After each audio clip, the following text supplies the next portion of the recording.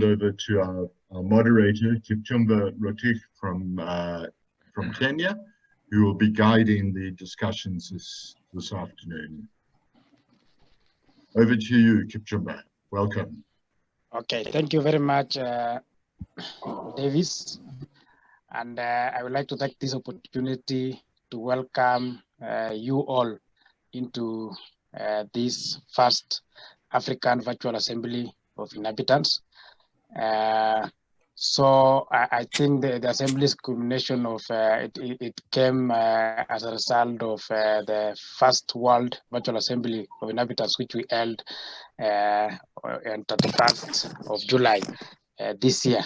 So after that, we resolved that we should hold continental assemblies, and that is how this assembly came to be. So it is all about creating solidarity for the inhabitants facing evictions, inadequate housing, poor housing, and others as a result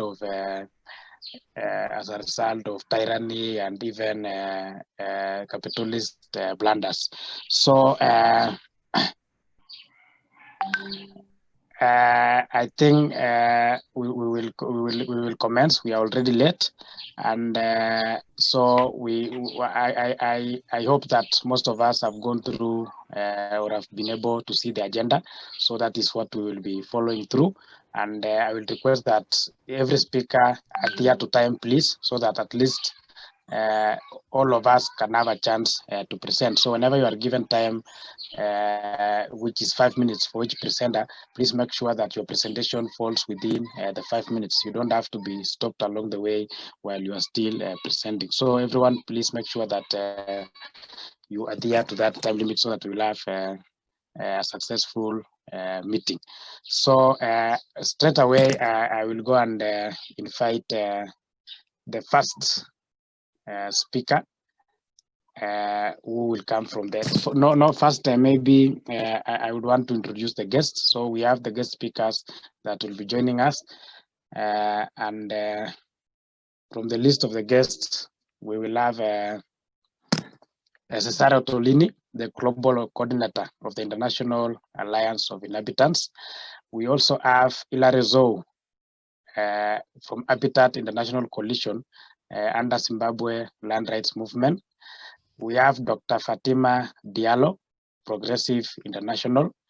And finally, we have Lucas Zirile, Director of the SDI, affiliated NGO in Malawi, Slum Dwellers International.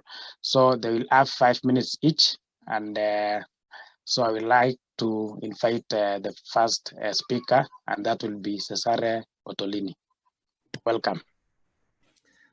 Thanks, Kipchumba. I will speak in French.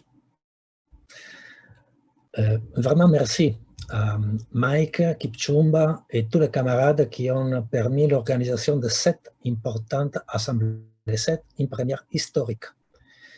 Et en tant qu'Alliance internationale des habitants, nous sommes fiers, entre guillemets, que ça se passe maintenant pendant les journées mondiales zéro expulsion. Ça veut dire qu'il y a une mobilisation au niveau planétaire contre ces drames qui vivent les personnes. Ce n'est pas la dénonciation de la faillite personnelle, sinon de la faillite des politiques néolibérales qui sont en train de frapper très durement les habitants de cette planète. Il y a plus qu'1 milliard de personnes qui sont sans abri ou mal logées. Et avec la pandémie, elle est en train de se dévoiler encore plus la crise globale et du logement. Alors, comment faire face? Il y a certaines, la majorité en général, les super-pouvoirs, ceux qui ont l'argent, parfois certains ONG qui parlent et prônent pour être résiliente, c'est-à-dire il faut s'adapter, il faut retourner à l'ancienne normalité. Non, non, s'il vous plaît. Si vous connaissez les cafards, vous les connaissez, moi je les connais, vous aussi, ils sont résilients. Nous ne voulons pas être résilients, s'il vous plaît. Nous ne voulons pas retourner à l'ancienne normalité. Il serait bien, au contraire, d'entrer de force avec toute l'intelligence, la solidarité dans les portails historiques qui s'est ouvert. D'une part, il y a la faillite de ces politiques néolibérales qui montrent, et de l'autre part, il y a toute une série d'organisations populaires qui sont en train de lutter pour le droit au logement, pour le droit humain, pour refonder les politiques urbaines, les politiques du territoire. Ça veut dire avoir des politiques alternatives. Ça veut dire basta, assez, ça suffit, avec des crises qui continuent, et là, avec la pandémie encore pire. Donc, Journée mondiale zéro expulsion, ça veut dire montrer les luttes, coordonner les luttes, avoir une incidence dans les politiques. Quelle politique? Il y a des politiques au niveau local, national et supranational. En général, surtout les pays pauvres, mais aussi, attention, aussi les pays qui étaient riches. Je parle pour l'Italie. Nous étions une des 7 premières puissances au niveau planétaire. Là, nous sommes en train de subir une crise, ils sont en train de fouetter vraiment. Et ils sont en train d'introduire beaucoup d'argent, mais cet argent va se transformer en dette. Dette personnelle, dette souveraine, ça veut dire des politiques de larmes et sang. Donc, si on ne profite pas de ces moments pour dire non, il faut autre type de politique. Il faut, oui, de l'argent, mais il faut l'investir pour des choses structurelles qui fondent de nouvelles politiques. Par exemple, pourquoi pas penser à la réforme foncière? Pourquoi pas investir de l'argent pour soutenir la production sociale de l'habitat, les coopératives? Pourquoi ne pas soutenir des politiques pour l'assainissement des quartiers populaires? Pas pour les virer, pour nettoyer, entre guillemets, la poubelle, pour dédensifier, il parle, non, contre la pandémie, non, excusez-moi. Ces politiques se sont déjà révélées une faillite totale dans le passé, n'ont pas résolu les problèmes, ils l'ont reproduit, au contraire. Donc, il faudrait vraiment partir de vos luttes, de nos luttes pour le droit au logement. Zéro expulsion, ça veut dire affirmer concrètement les droits des habitants de rester dans les endroits qu'ils ont choisi de vivre. Évidemment, il y a des problèmes, il faut trouver des solutions. Il faut améliorer les quartiers, il faut donner l'eau, tous les services qui sont nécessaires, mais on ne peut pas jeter à cause d'une pandémie ou à cause des politiques que, par exemple, la Banque mondiale ou le Fonds monétaire international ou certains pays donateurs, entre guillemets, veulent imposer ou apparemment accordent avec les pays pauvres ou appauvris. Et donc, il faut vraiment que les habitants prennent la relève et essayent d'avoir des résultats. On peut obtenir des résultats, oui, premièrement parce que c'est un droit légal, je souligne légal, quand les pays, et en général tous les pays, ont ratifié le pacte international sur le droit économique, social et culturel, l'article 11 dit clairement droit au logement. Et les pays doivent faire des politiques cohérentes avec ça, mettre en œuvre, ne peut pas retourner à l'arrière. Donc, 1. 2, la légitimité, c'est-à-dire des habitants qui vivent, qui aiment, qui ont envie de construire le futur pour eux et pour leurs enfants, leurs neveux. Et oui, là, c'est très fort. Et donc, il faut mettre ensemble ça. Il faut des alliances, oui, premièrement entre nous, coordonnées, solidarité internationale, internationaliste, essayer de trouver la façon de dialoguer. Évidemment, il y a des différences, mais on trouve la façon de dialoguer et d'aller avant ensemble. Deuxièmement, avec les autorités locales. Oui, les autorités locales. On a participé à Fricité, ce grand sommet des autorités locales africaines pendant les dernières années. On va participer l'année prochaine. Là, c'est une très belle occasion pour discuter et voir comment dans certaines mairies, dans certaines municipalités, on introduit ces politiques pour le logement social, pour des quartiers, pour toute classe, pas seulement pour les riches, ou assez pour les riches, mais faire pour toutes les classes. Et donc, essayer de faire ça. Donc, alliance avec les autorités locales, mais aussi avec les syndicats des travailleurs. nous avons une alliance avec l'International des services publics. Ils sont en train de lutter, et ensemble, on est d'accord de lutter pour la rémunicipalisation, c'est-à-dire revenir au public certains services tels que l'urbanisme ou tels que l'eau, très important l'eau, pour ne pas être dans les mains de quelques privés ou de quelques multinationales. Peut-être avec des accords de partenariat public-privé, ne marche pas. Donc, vraiment, bravo pour cette assemblée qui se place justement au début de ce mois d'octobre dédié aux Journées mondiales zéro expulsion. Dans tout le monde, il y aura, sont en train d'être dans l'Afrique, là, on va commencer. Dans l'Europe, on a déjà commencé. En Amérique latine, on a déjà commencé. En Asie, ils vont faire même un tribunal international des expulsions en Inde.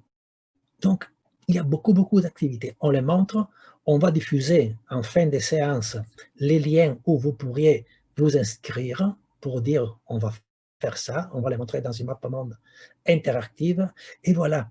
Et avec cette force, on essaye d'avoir des résultats.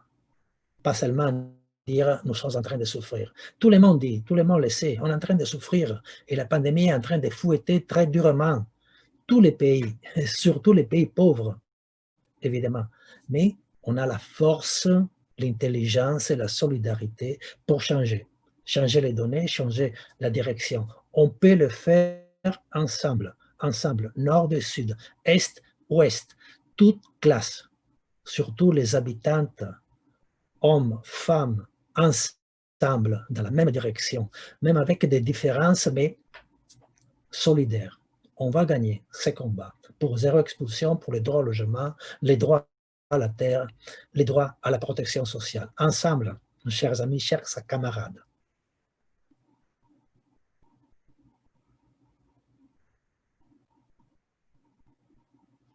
Thank you very much, Cesare Ottolini.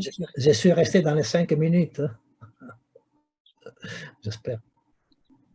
Okay, thank you very much. So we will have our next speaker, who is Hilary Zou, Habitat International Coalition. Welcome. Thank you very much. I hope you can hear me clearly. Yes, it's fine.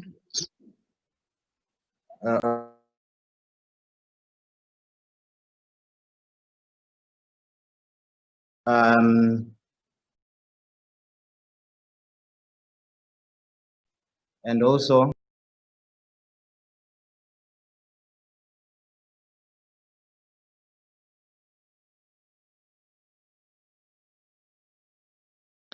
Hilary, you are cutting out, and please use an headset. Hilary, you are on mute. Okay, okay. So basically, Habitat International Coalition struggles for social adjustment, social justice, gender equality, and environmental sustainability, and basically works in defense, promotion, and realization of human rights related to and in both rural and urban areas. So in this context, I would like to just give our understanding as Habitat International Coalition of what is solidarity. Firstly and foremost, solidarity can be viewed as a human right and a duty by all nations to fight illegalities in other nations through legal means such as sanctions, diplomatic downgrading diplomatic relations or other economic relations. Secondly, our understanding of solidarity is through learning from each other, which is very important in terms of building synergies and creating spaces where institutions at grassroots level can correlate and work together with maybe local organization, local grassroots organization, working with international organizations, being one of also the key points in terms of our solidarity, having organization working at national level, at regional level, at sub-regional level, and international level, all having a common goal and common key, and a common objective of what basically we would want to achieve. Thirdly, the issue of solidarity and building, especially this assembly, will be very much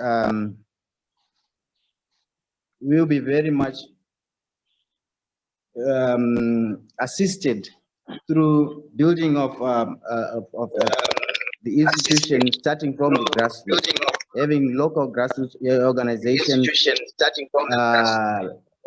working on key areas,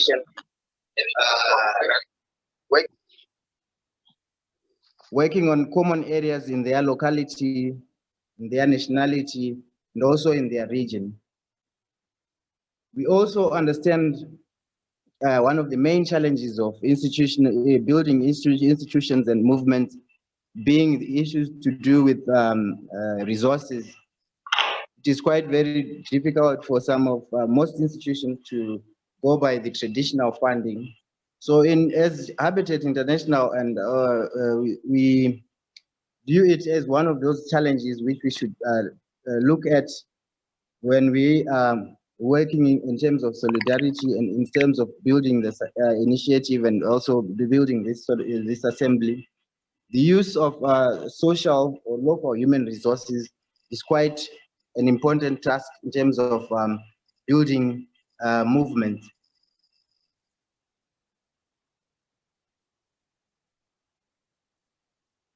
So this all points out to alternative resource mobilization and sustainability of funding of our activities and projects as an assembly or campaigns. So basically what it would entail is looking for alternative sources of funding which are sustainable and which are based in the grassroots,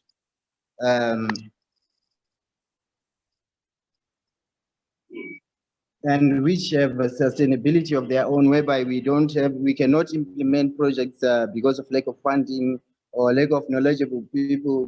So in comes in the issue of also training and educating the grassroots themselves on their challenges and also on the appropriate ways of going around their challenges. So what is it as a coalition that we can contribute to this platform? Basically, we can add to the voice and the muscles of this whole initiative, whereby we, as a coalition, in our areas of operation, we also incorporate the assemblies programming within also our coalition programming and also our local programming as an organization, and also feeding into the national and regional initiatives. As a coalition, we are also able to provide learning spaces about habitat rights, because from our experience, we have discovered that most people have their rights violated, but they don't know the correct recourse or the proper recourse of taking the proper recourse or the proper action to take after those such violations have occurred to them. So as a coalition, we are always we are in a position to assist in terms of education and on rights and the proper recourses one can make or institutions can take after violations. So collectively, we also go back to the issue of saying, how do we look for alternative, or how do we point out the local capital or the social capital that we have in utilizing in growing our movement as grassroots?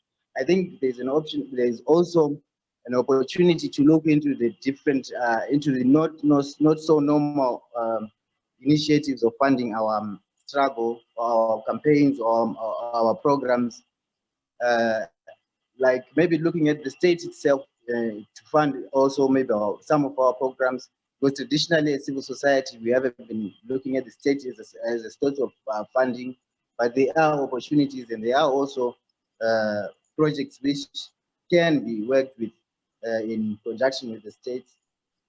Issues to do with increasing our networking capacities, both locally and sub-regionally, continentally, would also go a long way in helping in terms of our resources.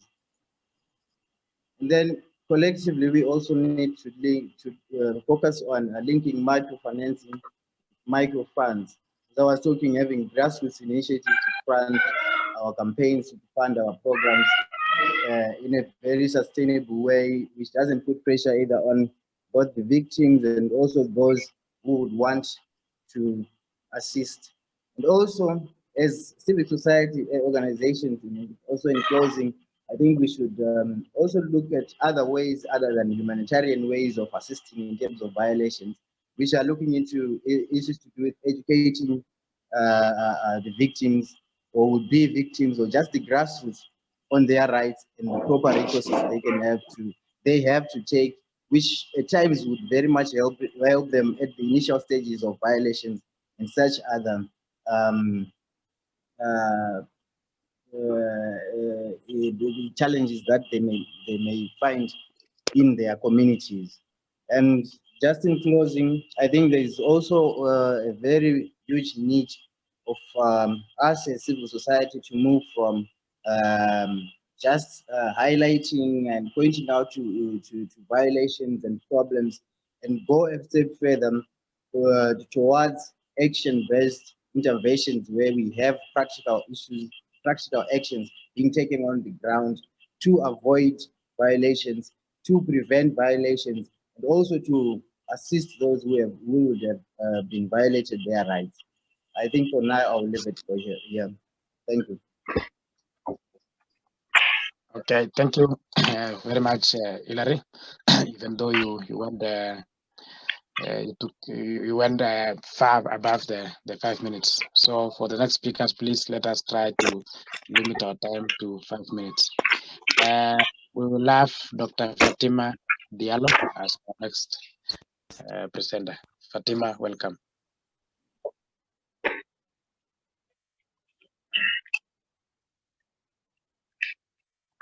Fatima, bonjour, vous m'entendez? Can you hear us? I do hear you. Do you hear me? Dr. Diallo. Do you hear me? I do. Now I can hear you. Yes, please continue. Okay. Thank you. Très bien, je vais parler en français. Dr. Diallo? French, Portuguese, English, whatever you're comfortable with. French is fine. Yeah, I will speak in French. Bonjour à tout le monde. Merci de m'avoir invité à cette assemblée au nom de Progressive International, mais aussi au nom de l'organisation CRADEX que je dirige. Avant tout, je voulais revenir sur ce que nous faisons au niveau national en termes de solidarité. Nous avons commencé, par exemple, à considérer que le droit au logement et le droit de propriété est connexe à plusieurs autres droits et à entamer un grand processus de mobilisation, parce que c'est la solidarité, c'est la mobilisation d'abord au niveau local, tel que nous l'envisageons. Et cela consiste à mobiliser l'ensemble des producteurs de 4 régions de notre pays pour en faire une seule plateforme, un mouvement puissant au niveau local, et qu'on essaie de connecter à des mouvements régionaux et à des mouvements internationaux tels que Progressive International. Pourquoi? Parce que tout simplement, les politiques au niveau national en termes d'accès au logement, en termes de protection de l'habitat sont souvent désarticulés, et le pays comme le Sénégal fait face à au moins 325 000 déficits en termes de logement, et chaque année, ça augmente à plus de 12 000 cas. Dans le contexte, par exemple, du Covid, on a vu ces difficultés augmenter, bien qu'il y ait eu, par exemple, des mesures interdisant l'expulsion dans notre pays. Au mois d'août déjà, on avait plus de 500 dossiers de justice liés à l'expulsion forcée dans mon pays. Et tout cela pose un problème qui nous ramène à la grande problématique de comment connecter, et je pense que ce n'est pas un problème isolé, qu'on a connecté tous ces problèmes à un niveau régional, mais aussi à un niveau international. Et nous pensons qu'avant tout, il est nécessaire de penser à la refondation de nos politiques sociales, parce qu'il y a beaucoup d'actions, de politiques publiques qui sont réalisées dans nos pays et qui ne sont pas arrimées à une politique sociale assez cohérente et qui protège les plus vulnérables. Il nous faut aussi penser à la visibilité des luttes existantes déjà au niveau local. Elles existent au niveau des villages, au niveau des communautés, et souvent, ces luttes ne sont pas visibles. Et c'est d'où l'importance d'être connecté à des réseaux tels que Progressive International ou bien à cette assemblée et d'autres collègues qui sont ici. Et souvent aussi, on a noté dans différents contextes africains le manque de réflexion approfondie sur ce que devraient représenter les standards de vie. Qu'est-ce qu'on entend par un bon standard de vie? Qu'est-ce qu'on entend par un habitat décent? Parce que souvent, cette compréhension semble plus ou moins standardisée alors qu'elle évolue d'un contexte à un autre. Je pense que l'un des intervenants a aussi parlé ici de l'importance d'impliquer l'ensemble des acteurs, notamment les syndicats, la société civile. Moi, je dirais aussi les universités, les collectivités locales, certes, mais surtout les mouvements grassroots avec qui nous avons la chance de travailler et d'essayer vraiment de construire un mouvement à la base et de le reconnecter à des mouvements régionaux, mais aussi des mouvements internationaux. Et il est important de travailler à tous ces échelons de manière coordonnée afin de défendre quand même le droit au logement qui, à mon avis, n'est pas seulement un problème juridique, ce n'est pas seulement un droit de l'homme, c'est aussi un droit moral que d'avoir un toit dans lequel habiter. Et en Afrique, malheureusement, la paupérisation exercée par le contexte Covid en a fait quelque chose de très pénible. Et cela pose vraiment un problème. Il est important aussi dans l'ensemble de ces politiques de ne pas oublier l'importance de l'inclusion, des équilibres genres, l'importance de l'accès à l'habitat par les jeunes, de l'accès à l'habitat par les femmes. Et nous espérons vraiment que ces différents mouvements permettront d'amplifier déjà les voies existantes et de créer d'autres voies à travers la sensibilisation, l'éducation, au niveau national, au niveau régional, mais aussi au niveau international. Je pense que je vais m'en arrêter là et donner à mon collègue Marc qui aussi voulait prendre 2 minutes pour parler de Progressive International et de comment Progressive International est aussi en train de se connecter à des mouvements au niveau régional, mais aussi au niveau national, tel qu'il est en train de faire avec nous. Et je vous remercie. Nous espérons avoir la chance de revenir dans les débats vu les restrictions liées au temps. Merci beaucoup.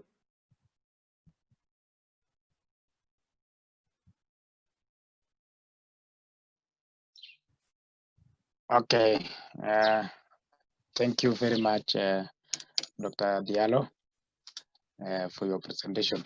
So we will have the next presenter, who is Luca from Slum Dwellers International. Welcome. Thank you so much, moderator. I think to start with the SDI, Slum Dwellers International, is is made up of affiliates from a number of countries. So already what we have there is an opportunity. It provides the countries that are affiliates of SDI an opportunity to learn from each other. The solidarity that we have is we get that opportunity to learn from each other. The motto is to build people and create spaces.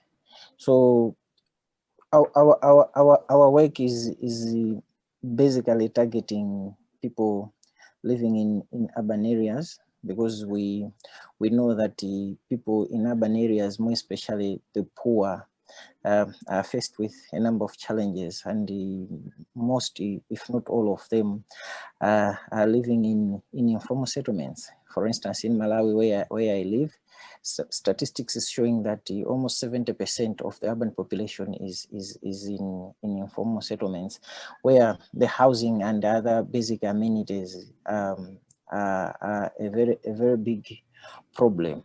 So our work as the Slum Dwellers International does revolve around organizing people, organizing groups of women into savings groups, and from these saving groups, that's where issues of housing, issues of water, issues of sanitation tend to arise, and people are given an opportunity to discuss and find a common approach of how to deal with such problems.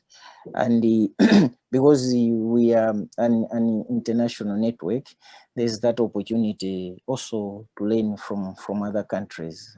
There's so much cross-learning between countries that we take as an advantage.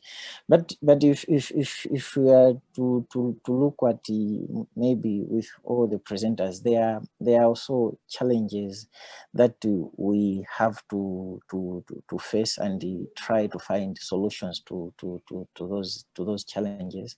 Such challenges include the issue of capacity. There's a great need for capacity building for grassroots organization. There's also an issue, I think someone mentioned an issue of funding. We try to find the best ways or innovative approaches of ensuring that the funding for housing and habitat is going directly to grassroots organization, but that is still a challenge, because even the funding world is also looking for organizations or movements that have capacity. So capacity is key on that one. The other thing that we do is to try to support the grassroots movement to collect their data. So from this data, people prioritize and try to link those priorities with government plans. What is also central or at the center of our work moving forward is the issue of youth, young people at the center, because I think we all agree that we are just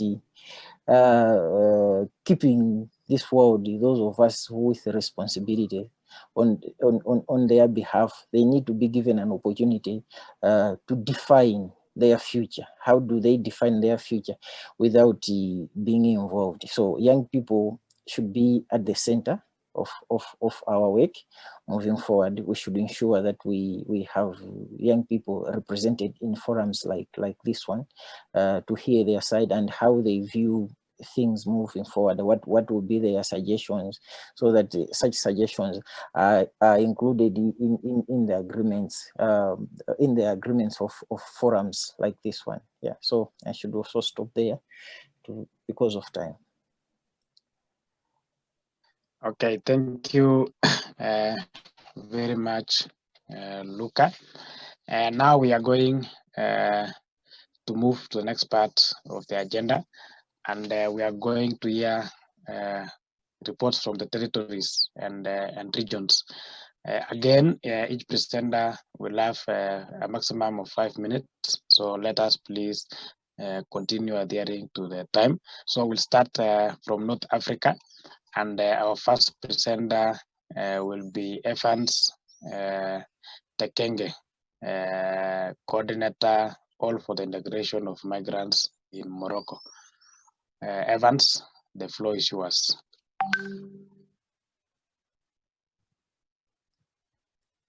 Okay, I don't know. Is Evans here? So it seems that Evans is not here. So we'll move to SOA, International Alliance of Inhabitants. SOA Ben Salma.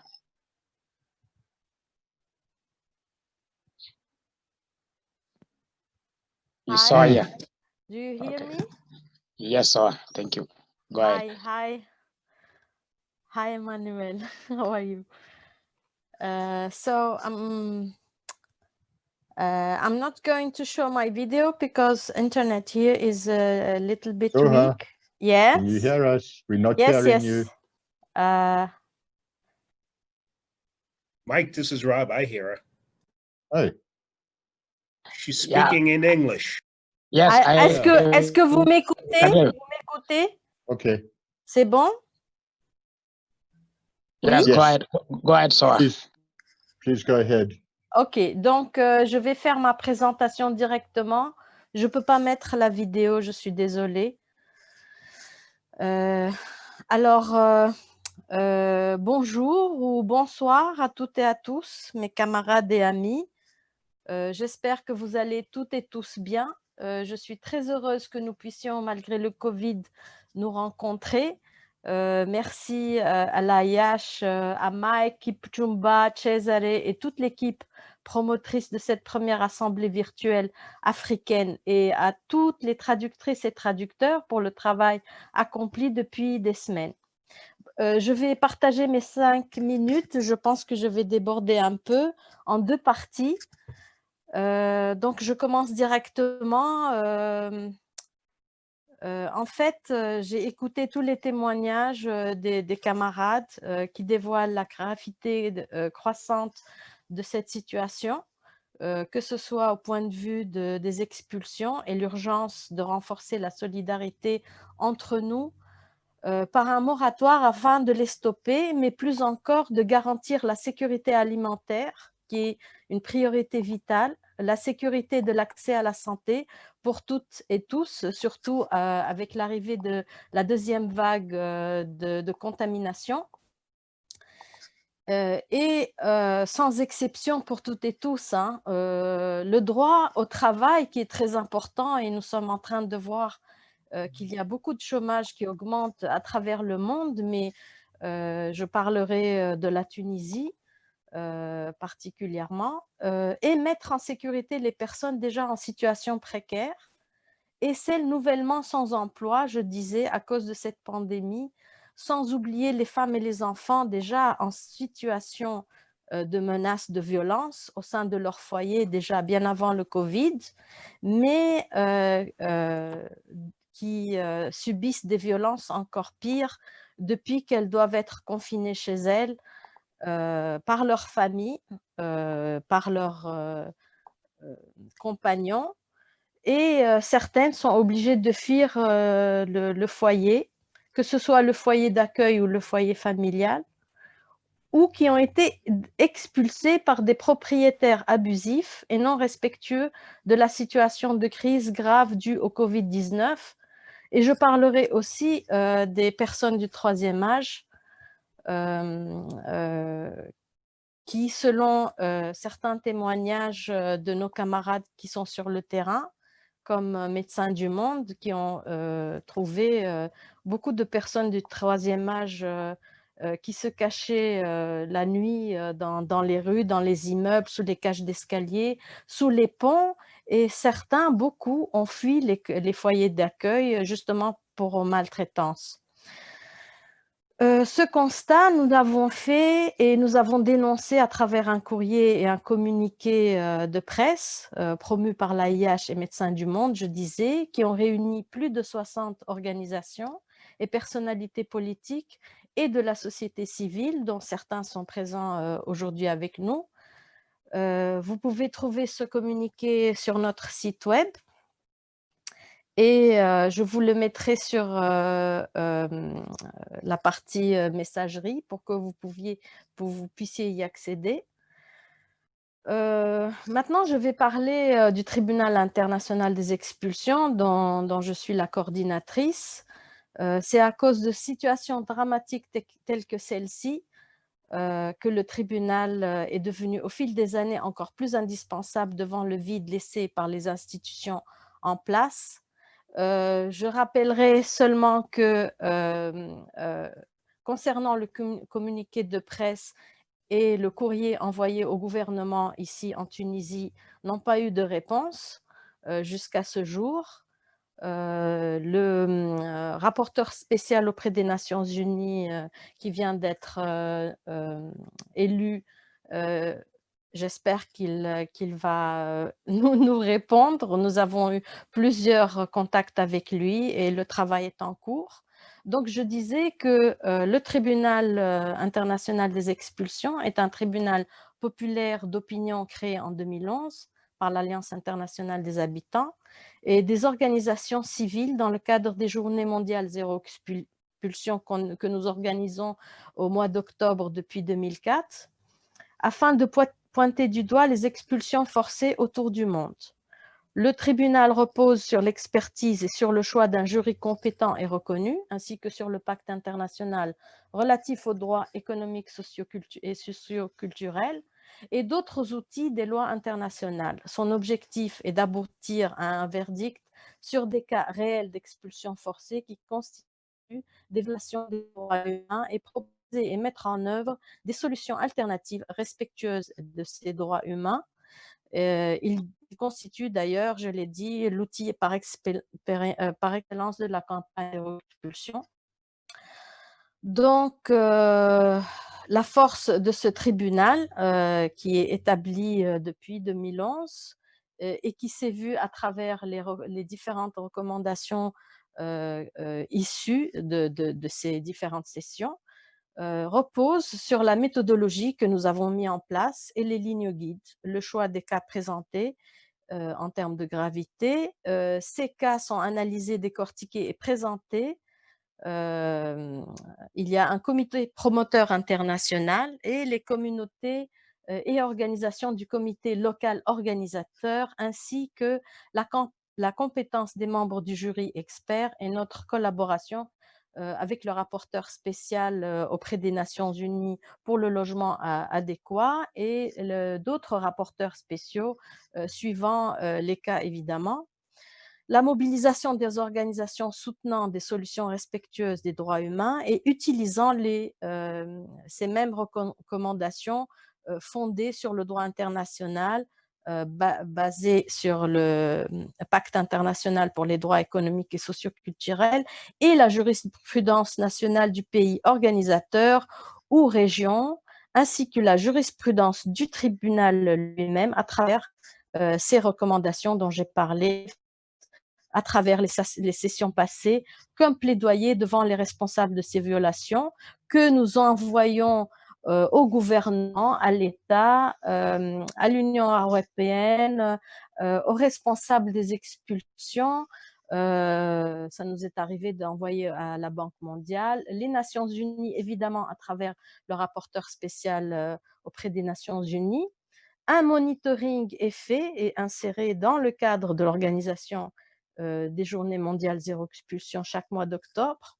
Je parlerai précisément, pour écourter, du dernier tribunal en date que nous avons organisé en 2 sessions sur les changements climatiques, une session à Santiago de Chile et une à Madrid, et dont un des cas présentés sont les expulsions forcées des communautés Sengwer Mbobut au Kenya, présentées par Emmanuel Kipchumba Rotich, qui vous en parlera plus amplement tout à l'heure, avec des détails, et qui vous tiendra au courant des dernières mises à jour concernant le projet Water Towers Program, qui est la cause de ces expulsions, et qui, d'après les dernières informations, va être fermé par l'Union européenne. Union européenne qui l'avait déjà suspendu en 2018 après l'assassinat d'un des citoyens de la communauté Sengwer Mbobut. Malheureusement, les expulsions ont continué. Une des recommandations issues de la session de Madrid concernant ce cas a pesé pour l'obtention, a contribué dans l'obtention de cette petite victoire parce que nous avions contacté et envoyé les recommandations préliminaires spécifiques à l'Union européenne. Le suivi des recommandations, c'est-à-dire parmi tout le travail, c'est-à-dire avec le travail de la communauté Sengwer Mbobut qui travaille sur le terrain depuis des années déjà, qui fait des plaidoyers et qui se bat et qui lutte encore pour que ces expulsions soient, disons, stoppées définitivement, pour que cette communauté puisse continuer à vivre dans cette région. Une seconde. Alors, dans ce cadre-là, et pour continuer, bon, malgré le Covid, le suivi des recommandations des 2 dernières sessions continuera. Il y aura des plaidoyers encore qui sont en train d'être faits et des événements dans le cadre des journées dont j'ai parlé pendant tout ce mois d'octobre. Tous les témoignages que nous avons entendus de violations lors de cette assemblée confirment et renforcent notre détermination à maintenir la solidarité internationale et la mobilisation à tous les niveaux. Nous sommes d'ailleurs disponibles pour organiser une session sur les expulsions et les violations des droits au logement et au travail et à la santé qui ont eu lieu et qui sont encore en cours malgré le danger du Covid-19. Je suis prête à répondre à vos questions, bien entendu, pendant cette assemblée. Merci de m'avoir écouté.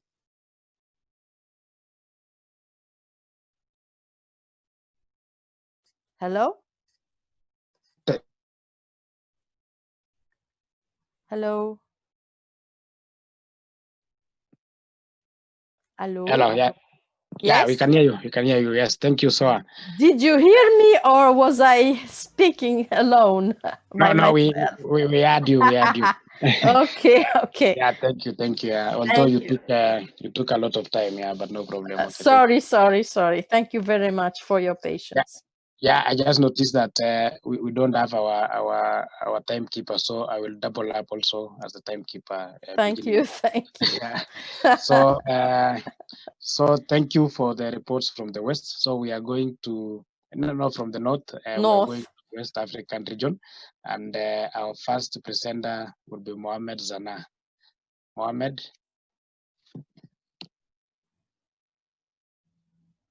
Do you have Mohamed Zana?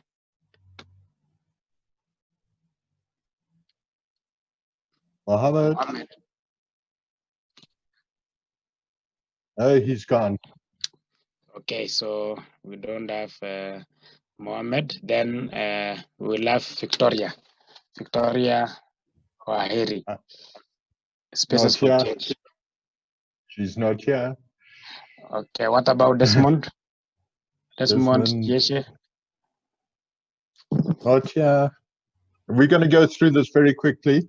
It just means we have more time for discussion. Juliet Saleh. No, I don't know where these speakers are. They all committed yesterday. Blair's not here. Humphrey's not here. David's not here. I think the next person is Leonida Odongo from what about Kenya. Beatrice. Oh, and I talked with Beatrice this morning, and she was looking forward to this meeting. So maybe we have Leonida Odonga.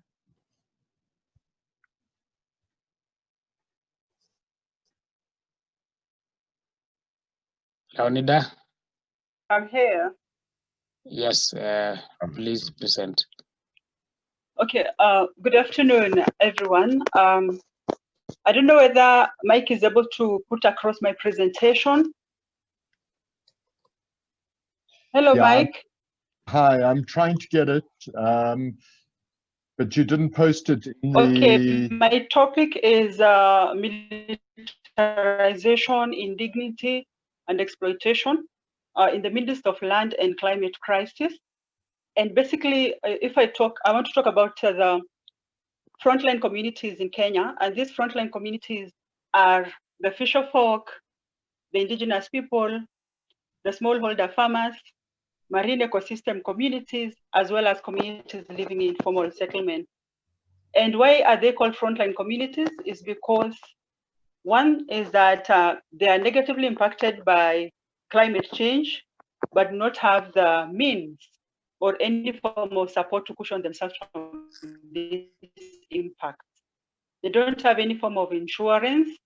They just live as survivors. And if you look at land and issues around land and climate crisis, what you are seeing today is that there's a huge appetite by multinational corporations in terms of seeking land, either to produce food or to prospect for minerals. And what is happening during this prospecting process is that land is lost, communities are evicted, and at times they're evicted at gunpoint. And of course, there's a danger, also the danger of development, especially mega projects. For example, what we are seeing when they construct airports, when they construct railways, and of course, what is happening is that communities are losing land. And if you look at the type of compensation that the people who are getting evicted are getting, is never at market rate. And of course, when these evictions take place, there's a lot of indignity in that most of the times the evictions happen at night, and they happen when they are accompanied by police officers who have guns, and this of course intimidates communities. And the incidents, for example, what we had in Kenya, in Ruai and in Kariobangi, people are getting evicted when it's raining. People are getting evicted in the midst of a pandemic, and you're told about social distancing, stay at home. But then, how do you stay at home when there's no home to stay in? When your home has been when your home has been raised down, and and or maybe your cutlery and everything, the things that you need for basic living have been destroyed.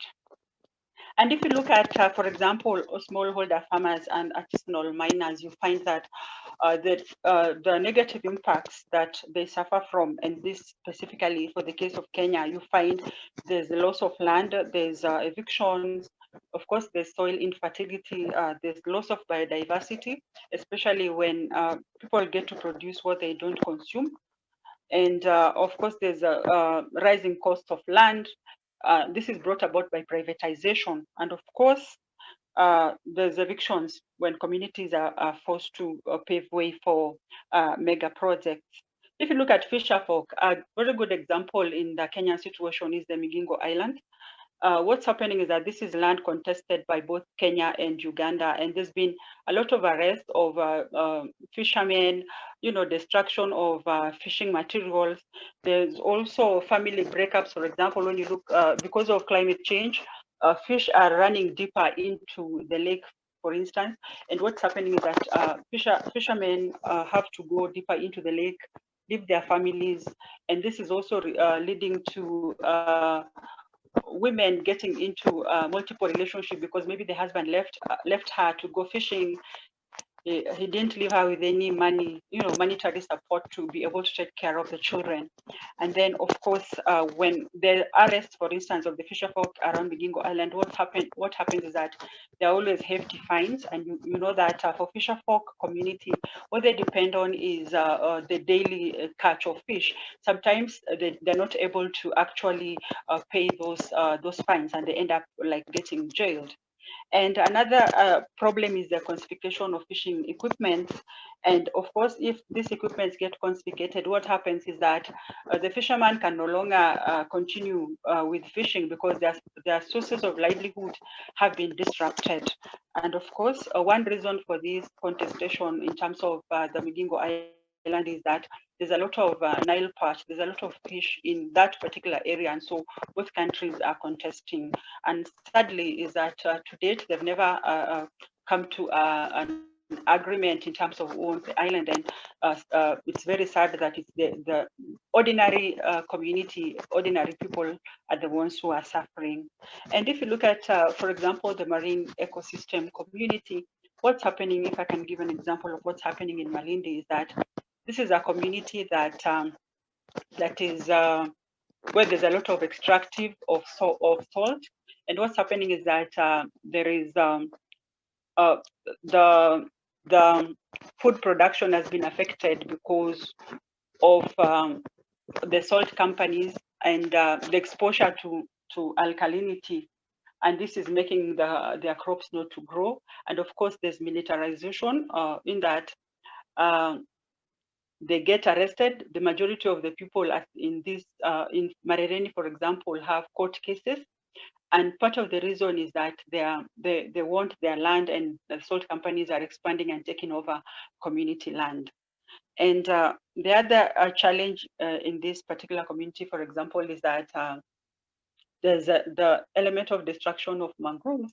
And this has implication in that, because you all know that mangroves protect people from flooding because they act as buffers.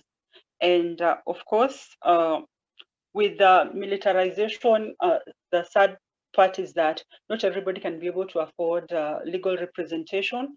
And of course, with the intimidation, it really makes the community become timid. But fortunately, the community is fighting back.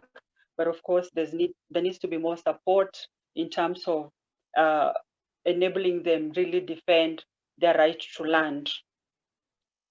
And when you look at communities living in informal settlement, there's always that threat of eviction. You'll never know when you're going to get evicted, because they also don't have secure land tenure.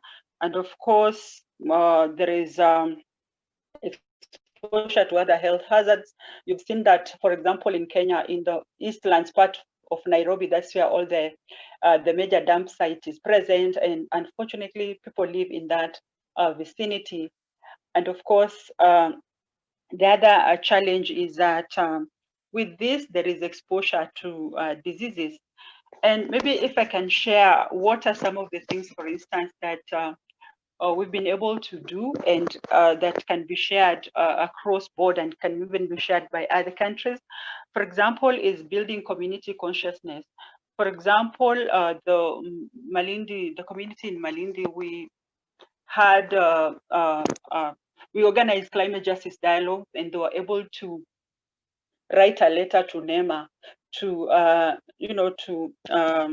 ask NEMA to stop the salt companies from expanding, because what was happening is that the salt companies were actually, initially they were using marshy land, but now they're actually encroaching arable land, which is being used by the community as a farmland to produce crops and food to eat.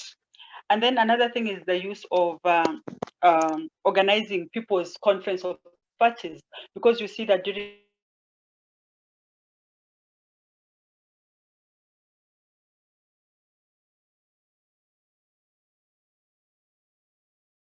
people living in informal settlement never find their way into COPs. And of course, the reality is that they cannot even be able to afford maybe the air tickets and all that, to be able to visa and air ticket cost, related cost, to be able to go and present their issues. And the other thing that we've been able to do is capacity enhancement, and this is done through organizing climate justice dialogue. Basically, because when you look at issues around climate justice, they're normally expressed in scientific words, which may appear difficult. So making climate justice information be palatable even to the ordinary Monanchi, the Mamboga, the local vegetable seller, the farmer, the young. And the other thing is that we do agroecology training communities on carrying out agriculture that doesn't use chemicals. This helps in addressing negative impacts of climate change, but also restoring life and biodiversity back into the soil. And we've also been able to organize food justice dialogues, basically at something called Zinduka Festival, which is an annual festival bringing together East African East African countries to share with each other and talk to each other. And through those dialogues, we've been able to pass on information to communities as to why it's important to eat healthy food and why it's also important to protect the environment. And then lastly, the other thing that we've been able to do is utilizing both local and global spaces. For example, participating in the United Nations Climate Action Week, and also participating in the United Nations Environmental Assembly meetings, and at the same time, taking those taking those spaces, using those spaces to speak about the issues affecting frontline communities. Thank you. Thank you very much, Leonida. So I think I will use this time to make my presentation, but I'm happy that Leonida, you have been able to talk about most of the things that are affecting us here in Kenya. So just what I wanted to say is that just like SOA, it talked about, we had a case which we had taken to the International Tribunal on Evictions last year, December, in Madrid, about the evictions of the Senguer indigenous people in Embobut. And as culmination of that, the evictions, mass evictions were carried out between 2014 and 2018. And this was as a result of the EU donor funds, which have been extended to the Kenyan government to carry out conservation works of the water towers in Kenya. And it was misused. Its implementation was mad with a lot of human rights violations, and so we petitioned the EU to cancel the funds. That is to suspend the funds until such a time that the government will guarantee the implementation of the project while guaranteeing human rights. So unfortunately, the talks didn't materialize. We had several engagement meetings, but we didn't come to a common ground. So recently, so the EU gave governments deadlines, and the deadlines were extended 3 times until the last deadline was September 24th.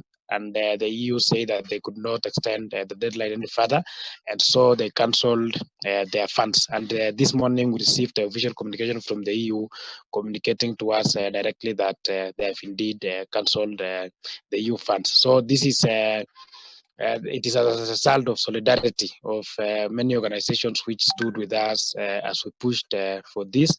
And that is why when we are having these meetings, I'm happy, because whenever we have solidarity, whenever we unite, we will stand up and we'll be able to achieve a lot more against these tyrants, against the people who want to demean or who want to put down the dignity of others.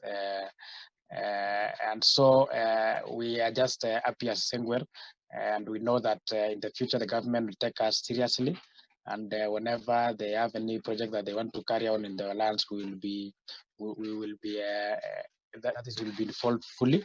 And also the donor conservation agencies will now will now offer their money under if and only when we have been consulted. So they will not be doing the way they have been doing before. So and the next threat for us was the UNDP, which was leading the Red Plus preparedness in Kenya. And so we know that now this have been a setback for them. They have been trying to use the same methods that the EU was using and the World Bank before that.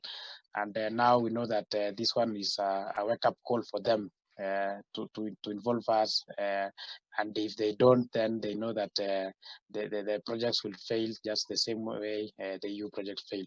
So I'm very happy, and I want to continue calling upon each and every one of us who are working to make sure that fellow inhabitants are living without threats of evictions. Fellow inhabitants are living in decent housing, that we should continue to have solidarity. Whenever one is down, let us stand up and stand with them, and we'll be able to see a better future in the days and months and years to come. So thank you very much, and God bless you. So I think we will move to the next part of the agenda. But before that, I don't know, we have finished the regions of Africa. I don't know whether there's someone who could have wanted to give us a report on the regions, and maybe we have closed him or her out. Kipchumba, is here now. And then there's the reports from Southern Africa, myself and Ephraim. Oh, Davis, sorry, I forgot about that. You forget so, it yeah, now, my friend. So we are moving to Southern Africa, and we have Mike Davis, coordinator International Alliance of Inhabitants. Mike, the floor is yours. Great, thanks, Kipchumba. So I'm using my time to make a global appeal for solidarity in a practical sense. Collaboration between us is more important now than ever. And this must go beyond meeting to report on our local issues into substantive actions of solidarity. For instance, the International Alliance of Inhabitants has a team of volunteer interpreters who are working here today. Thank you very much. But we are making our interpretation services available to other groups like the World Social Forum. This meeting today is enabled by Global Dialogue, who have provided access to Zoom Professional at no cost. So we're able to use their resources to achieve our goals. And these are practical methods of solidarity that enhance our work and enable us to make the linkages that we need to mobilize international support for our local struggles. I am from Zimbabwe. We have many, many evictions here. But the government here does not care about the voices of ordinary people or of those in civil society in Zimbabwe. So we appeal, we go to court, we make petitions, but these fall on deaf ears. So we've learned since 2005 in Operation Muramba Chvina, which saw 700,000 families evicted from their homes. We've learned that international pressure is a key tool to get the attention of our local governments. And this is what I want to build. I want to get to the stage where we can issue a protest against an eviction event in Chiredzi here in Zimbabwe, but it is a unified voice that is coming from the grassroots of Africa, from the social movements of Africa, and from our networks like International Alliance, like Habitat International, like Slum Dwellers International. These are the key alliances that we need to work in harmony. We don't always agree ideologically or on the tactics and strategies that we should use, but our overall goal is still providing for security and dignity of shelter for the people of Africa. So my appeal here today is for us to focus on our similarities. I hear many stories across Africa and the world, and many of these are the same story. It's about national elites and governments treating citizens with disrespect and regarding them as just pieces on a chessboard to be shuffled around depending on the whims and desires of the capitalist elite. So we have to unite, to come together, to be able to fight this from an internationalist standpoint, not from our national or regional, but from a truly international position. So I would appeal to everybody participating today to consider how they can enhance this internationalism that we are trying so hard to develop today. Thank you. Thank you very much, Mike Davis, for your contribution and keeping it short and within the 5 minutes. So our next presenter will be Ephraim, Center for Research. Ephraim, welcome.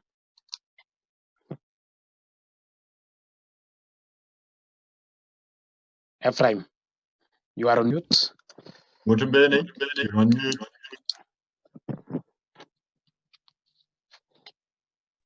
Ephraim. Hello. Hi. Yes, Can you hear me now? Yes, and are you able to start your video? Can you hear me now? Yes. Yeah, can you hear me now? Yes. Hello? Okay, let me continue without a video, as my internet seems to be poor.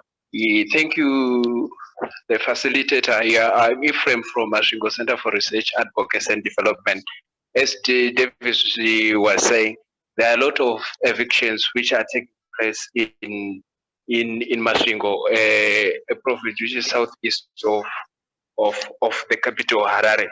In the midst of the pandemic, the government was ignoring the eviction taking place, despite the fact that adequate housing is essential to reduce the spread of the virus. This risk of eviction arises due to the combination of factors, the main one being the suspension of and loss of livelihoods on the massive scale resulting from public health prescription resulting in inability to pay rent. Then the other one is the opportunistic actors, including the government, the armed groups and landlords.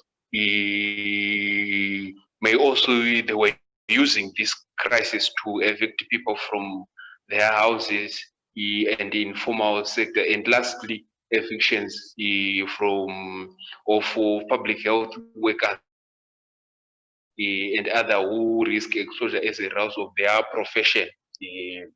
People have been infected by the disease and other being marginalized population due to stigma and fear.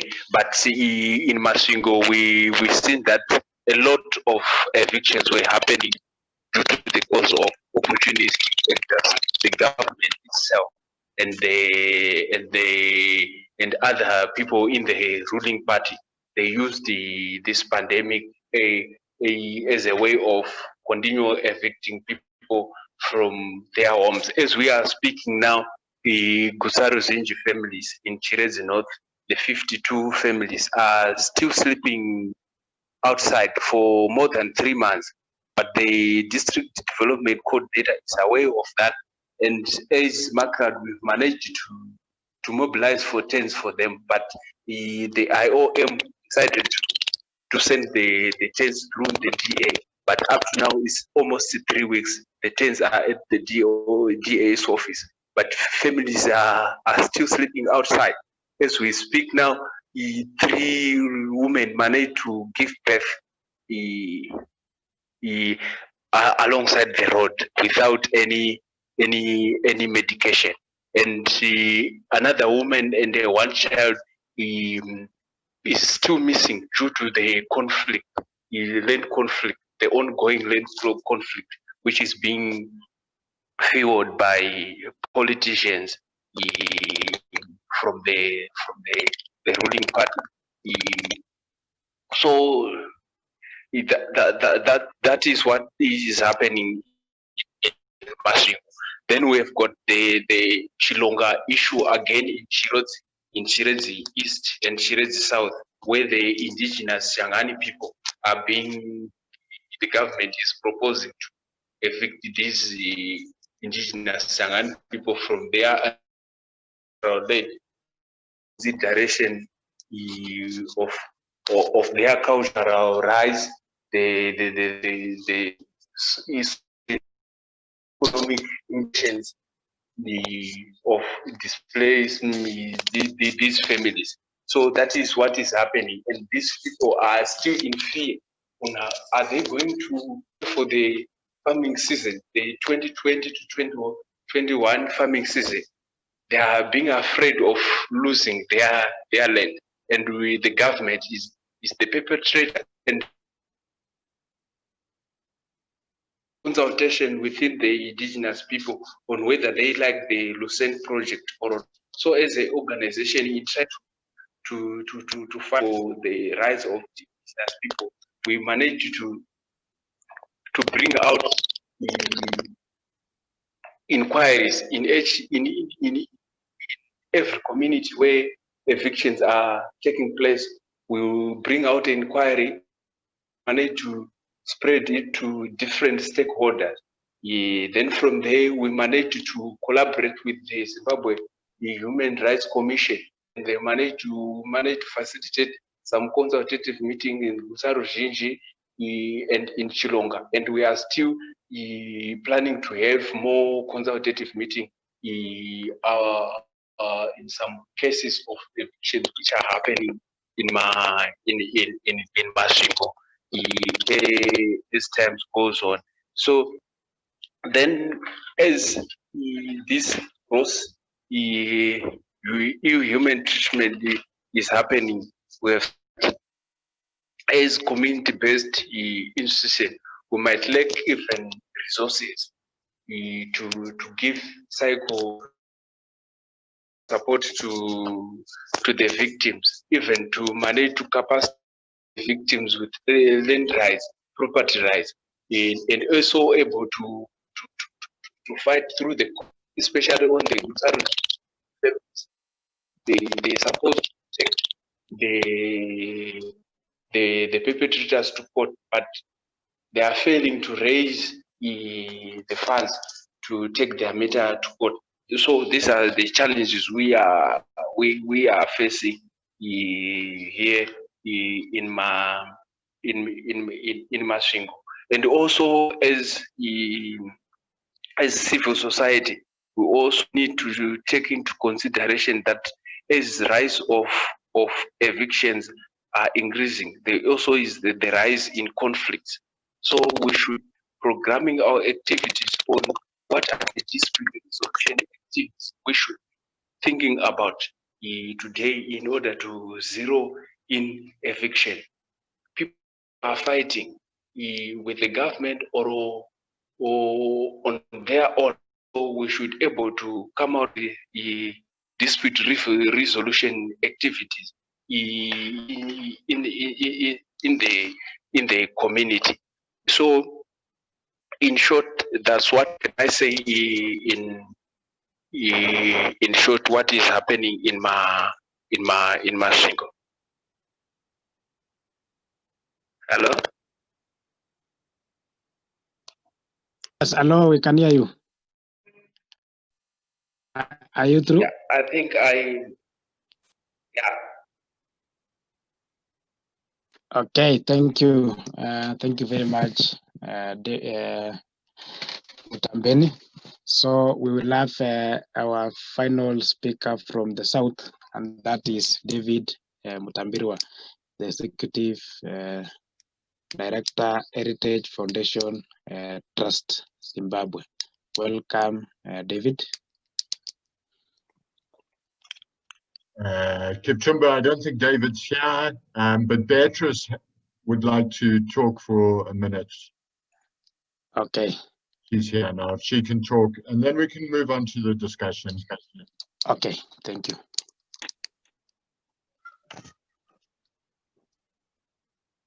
Beatrice? Yes. Yes, the floor is yours. Yeah.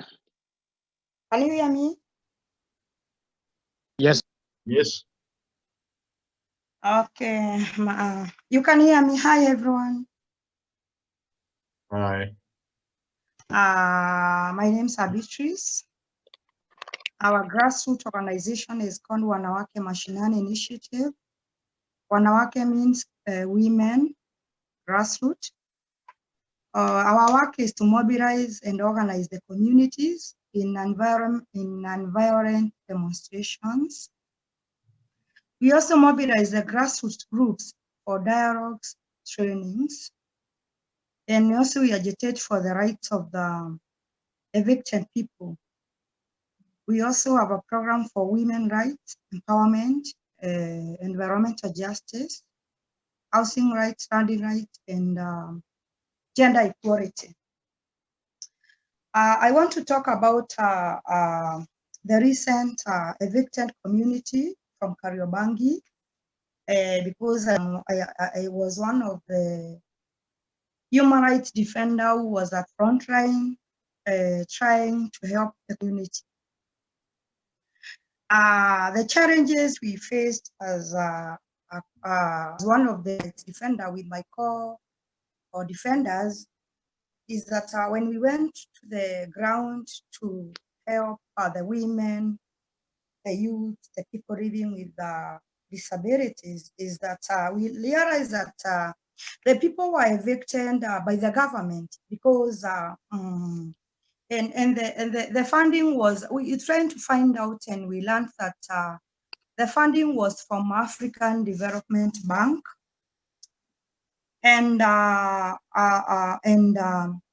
as we were continuing helping the people, we faced a lot of threats because of the government, because it's the government which are under forcibly evicted the communities.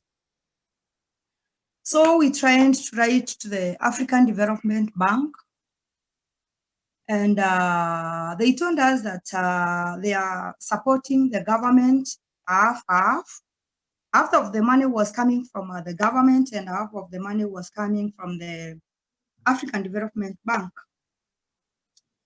So what we would like the assembly, this Inhabitant Assembly, is that we want them to help us to write the African Development Bank to tell them that they should stop supporting the government until those people from the communities are compensated.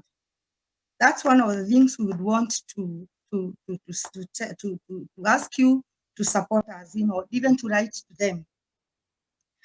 Another thing we wanted is, there's a great challenge of legal representation for those people, and that is also a great challenge. Another challenge is the lack of support for the grassroots networks to implement the activities. And another thing is that I would like the assembly to look at it, the security of the human rights defenders who are always in the front line when they are threatened. When their security is a threat, their well-being, they face a lot of challenges. How are we intending to support them, even to go and try to maybe to relax or maybe to something? So I think those are some of the challenges we are facing, because we are the networks which are based at the grassroots, which are facing these challenges day in, day out. We live in the communities, and those are basically some of the challenges we are facing. But one of the key thing we want you to support us, or is to write to, the African Development Bank, telling them to stop supporting the government of Kenya until those evicted communities are compensated. Thank you. Hello. Yeah. Thank you, Beatrice, for your presentation. Thank you very much. I want to thank everyone who gave us support from the regions. Maybe just before we move to the discussion, maybe just to add, maybe something that I had forgotten is that we will need to start seeing ways of forestalling. For example, now here in Kenya, we are seeing that the political temperatures are rising, and the activities which led to the 2007 2008 skirmishes are building up the same way they were at that time. We are seeing violence in political campaigns, and in 2007, 2008, thousands of people were evicted from their homes, and we don't want that to happen again. So we should start looking at ways whereby we can we can contribute so that we can help forestall such issues. So I think we are going to move on with the agenda. So the next part will be a general discussion. So what will be happening is that if you want to contribute, you will raise your hand in the chat, and then I will give you time to contribute. Davis, how much time did you allocate to each presenter in this session? In this section? Well, we originally had 45 minutes for the discussion. We actually have 1 hour for discussion, so it really depends on how many people. I think 3 minutes maximum for anybody, and that will give us, they can come back and speak a second time if need be. Okay, so 3 minutes. So whenever you want to speak, you just raise your hand, and I will give you the opportunity to do so. I think, clarify, you need to raise your hand on the Zoom chat, not physically. We cannot see you because the videos are turned off to save internet. So you must raise it within the participants list. Kipchumba, maybe you can explain better. Yes, yeah. So just like Davis have said, so under the chat, you just you raise your hand under the chat. So you just go to where your name is and click on the raise your hand button, and I'll be able to see that.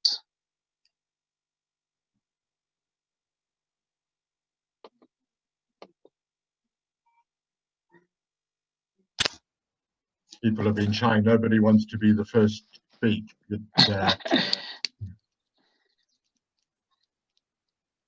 Perhaps I can kick off the discussion and stimulate people. We have Robert or you. Robert Robinson. Great. Robert Robinson. Welcome, Robert. Thank you. So just to get a little energy into the conversation, I have a couple of asks. So particularly Beatrice and Kipchumba, if you could put your emails in the chat for me, I'd like to have a conversation about bringing your struggles to the US. One thing I've been trying to do with my work of International Alliance of Inhabitants is to connect struggles internationally. It's been somewhat of a challenge here in the US, but I think because of some of the issues of structural racism that exist in the US, there's a lot of attention being paid to Africa right now. And the two of you, as you were speaking, Kipchumba, I've known for a minute, but Beatrice, hearing your stories has raised some interest in me. So I'd like to reach out to you guys for further conversations. Thank you. I will share people's names and emails of all the attendants in the final report. But please do exchange your email addresses now. Okay, so Davis, you can go ahead with your with what you wanted to present. I can't see any other person with a raised hand. While we're waiting for people to chip in, I think it's, one of the struggles here is for us to understand the similarity of our struggles. I find very often that people are solely focused on their own struggle, that they neglect to build the networks with other struggling communities and with the international community. Often when you fight in an eviction up close, you're immediately thinking about the safety and security of the people affected, rather than mobilization of international responses. and this is understandable. However, the international responses are critically important. We, as human rights defenders in Zimbabwe, have very strong networks. So if one of us is arrested, we can mobilize the voices of hundreds of people from across the globe. And this often does lead to Hello? leads to better outcomes. Sorry, please mute. Mutombeni, please mute. Muting him. Yeah. Okay. So this leads to relief for human rights defenders who may have been abducted or arrested. If the international spotlight is shining on our countries, on our local struggles, it does mean that governments are more reluctant to use violence and repression. So again, I will beat this drum until I die. We need to build instant solidarity. So if somebody in Kenya is facing an eviction, we get voices from Senegal to Zimbabwe to Egypt and across the rest of the world, just telling the authorities, watch out, we are watching you. And this is a great, having been in jail a few times, getting international support is really strengthening both for your morale and for the vigor in which you engage in your fight. So let's always think about how we link the local struggle to international solidarity. You're going to get bored of me saying this, but it's the most important message I can give you today. Thank you. Thank you, Mike. We will have Matt. Matt, the floor is yours. Thank you so much. So, hello everyone. Boa tarde, bonjour, good afternoon. My name is Matt Kierkegaard, and I'm an organizer and a coordinator as part of the Secretariat of the Progressive International, and from the United States, former socialist organizer there, and based in Colombia now. And you know, the Progressive International launched it at the beginning of this year, and I want to just say a little bit more about what we're doing and about sort of our strategic perspective, much to the points that Mike has raised. Really, our goal is to build a common front of progressive forces around the globe. And we just held our first summit, which I think represents a major milestone, bringing together 70 plus organizations and as many representatives from progressive leaders from around the world. Really, what we're trying to do is build the scaffolding, the infrastructure for our movements to advance their struggles together. And this means we take this to mean much more than a social network or a forum for dialogue, but rather deep trust building and coordination. And it means not just being reactive to this crisis or that crisis, but really thinking proactively, even offensively, for how we can strategically organize ourselves to win. And we firmly believe that this internationalism needs to be rooted in collective action, emanating from and really centering the frontline struggles for liberation at the base of the entire global economy, for shelter, for land, for water, for food, for the labor primarily of women that enable social reproduction, for all economic and social rights, and of course, now more clearly than ever for health in the midst of this pandemic. And so we've heard, powerful testimony by deeply inspiring and heroic comrades across Africa today, bearing witness to this need for solidarity at the front line. And it's really an honor to speak with all of you. I think you all, standing shoulder to shoulder, fighting for zero evictions, for human dignity, for communities and homes, and against intimidation and exploitation, really embody, what solidarity and autonomous organization can mean, and what we need to foster at an even larger scale. And I think the rights to land and shelter, and of course, sort of on the other hand, the oppressive forces and logics that deny these very same rights to millions, not only in Africa, but around the world, represents a fundamental example of the necessity of acting at an appropriate systemic scale, precisely through linking those already courageously building power from below. I guess I want to just share, I'll always remember sort of in my own personal experience, the union leader in my country, in the US, Sarah Nelson, when she said that solidarity is a force that's stronger than gravity. It really lifts us up. And it's a powerful statement, but I think she's completely right, that when we stand together as workers, as tenants, as entire neighborhoods, as whole peoples, united in struggle, we make real the notion that the struggle of each is the struggle of all. And I think when we stand together, our collective power can reshape the world, and it's really the only thing that really ever will. So at the Progressive International, just to close, this is really our mission to try to make this solidarity more than a slogan, more than a tweet, more than a statement. And in our 5 months of existence, we've led and convened campaigns by workers and organized labor from across 4 continents. We're working to defend popular sovereignty and democratic processes across Latin America. We're regularly translating across 7 languages and convening different groups on debt abolition and COVID response. And we would be absolutely thrilled to work with so many of you here. And I really make myself available to any additional meetings or conversations that we could have, even just in a bilateral way.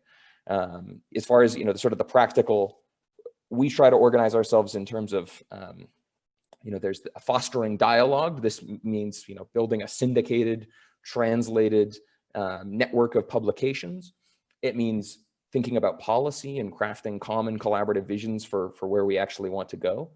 And of course, most importantly, fundamentally, it means transnational coordinated political action by unions, by tenants unions, farmers unions, parties, associations, social movements that are more amorphous, and many more. So I'll just leave it there, but I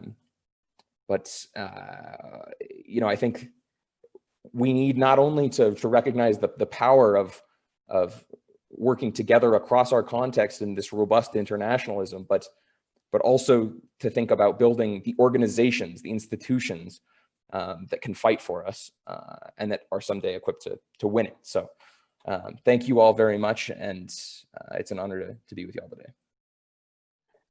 Thank you, Matt, very much for your contribution. Yolanda, I can see your hand is up. The floor is yours. Thank you very much. My name is Yolanda. I'm from HIC. When we were thinking about transnational solidarity and what it means to build transnational solidarity at HIC, and this is really in the lines of what Hilary was sharing as well.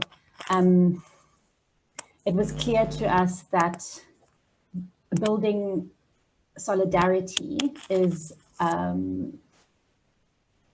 about supporting and reporting habitat rights and violations. But what was really important was to think about or to consider who are the people who are building solidarity and what are the effects.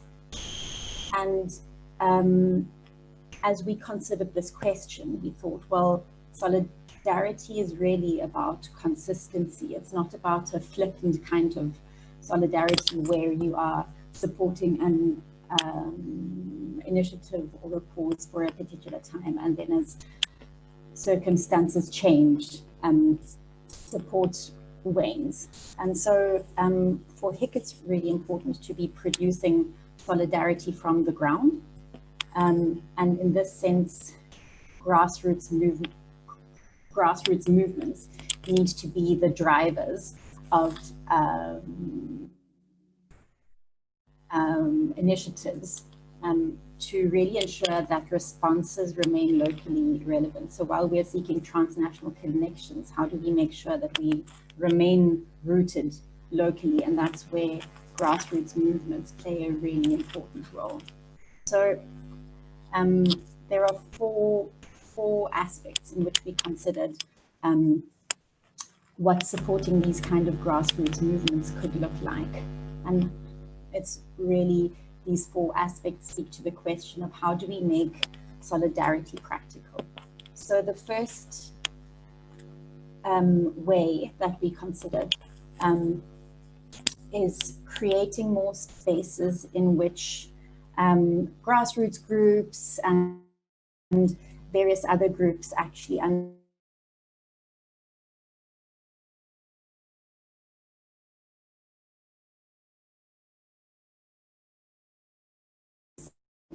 building regional platforms with shared development synergies, then augmenting the voice and muscle of local initiatives. And then fourthly, to really enhance learning and to develop co-learning spaces and in which particular issues around rights and struggles can really be explored, and where local issues can contribute to learning across countries and continents even. Thank you. Thank you very much, Yolanda, for your contribution. So next we have, I can see Fatima, Dr. Fatima Diallo, hands up. So Dr. Fatima, the floor is yours. Oui, merci beaucoup. C'est aussi très intéressant d'entendre toutes ces remarques de solidarité et surtout cette disponibilité des différents collègues dans les différents réseaux de vouloir et d'appuyer les mouvements au niveau local. Je donne l'exemple de ce que nous avons fait au niveau national dans le contexte de l'éviction liée à l'exploitation minière dans une zone au niveau du Sénégal qui s'appelle Tobène. Pour la première fois, le CRADEX que je dirige, qui est le Centre de recherche et d'action sur les droits économiques, sociaux et culturels, a mobilisé plus de 35 organisations paysannes, les plus représentatives de la zone, pour défendre les communautés. Et pour la première fois dans un pays comme le Sénégal, où on n'a pas l'habitude de voir énormément de violence, on avait vu l'implication des éléments militaires et l'implication des forces de l'ordre pour procéder à l'éviction d'un village situé dans une concession minière, dans une zone fortement agricole. Et ce que nous avons fait, c'est au-delà de la mobilisation des ONG, notamment Amnesty et toutes les autres ONG assez représentatives, telles que le Forum social sénégalais et aussi d'autres ONG du pays, c'est de regrouper pour la première fois aussi les organisations paysannes et pour la première fois pour appuyer les personnes qui étaient victimes de cette intervention trop musquée de l'État pour forcer l'éviction de ces communautés. Donc, ce que nous avons fait aussi, c'est au-delà de faire un communiqué pour vraiment montrer notre indignation et déclarer notre solidarité de manière assez ouverte, c'est de mettre ensemble un pool d'avocats, plus d'une dizaine d'avocats, qui ont tous participé au procès, parce qu'il y avait effectivement un procès vu que les gens étaient arrêtés par les forces de l'ordre.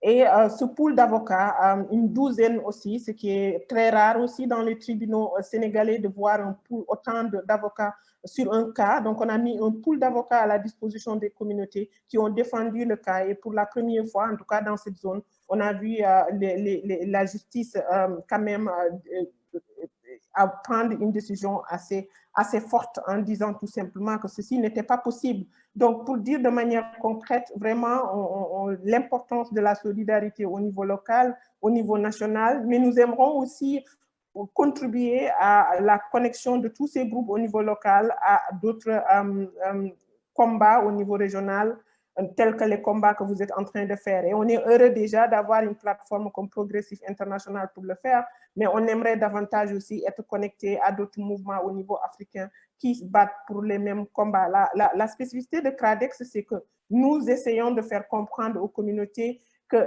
d'abord, l'ensemble des droits sont connectés et l'ensemble aussi des struggles, entre guillemets, l'ensemble des combats sont aussi connectés. Il ne s'agit pas tout simplement de se battre pour le logement, il faut se battre pour l'environnement, il faut se battre pour combattre l'insuffisance alimentaire et se battre pour la défense de l'ensemble des droits économiques, sociaux et culturels. Moi-même étant personnellement un expert indépendant du système des Nations Unies, qui siège au niveau du comité, du comité pour la protection des droits des migrants et de leurs familles. On a vu durant ces périodes Covid aussi dans d'autres arènes au niveau africain comment l'accès à logement, comment l'accès à un travail décent a été aussi fortement impacté pour ce qui concerne les migrants africains qui sont en Europe ou ailleurs, et aussi les migrants africains qui sont tout simplement même dans la région africaine.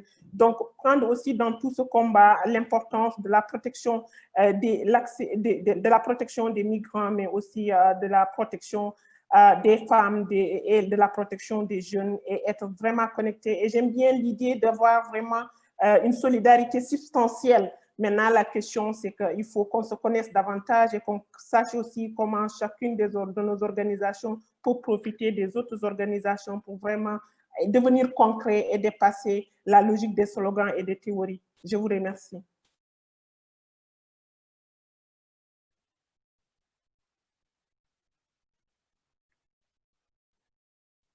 Hi, Mr. Medrata, did you hear me? Thank you very much for your presentation, Dr. Fatima. So I can't see any other person with hand raised up.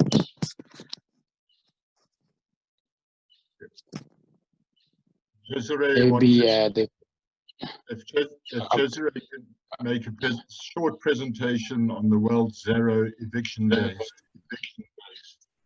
Okay, welcome, Cesare. Thank you.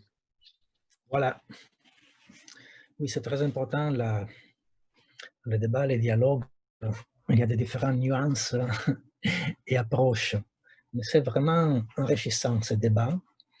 Et j'aimerais rajouter l'importance d'être unis, de continuer ce dialogue et tester les choses que nous sommes en train d'affirmer avec force et passion.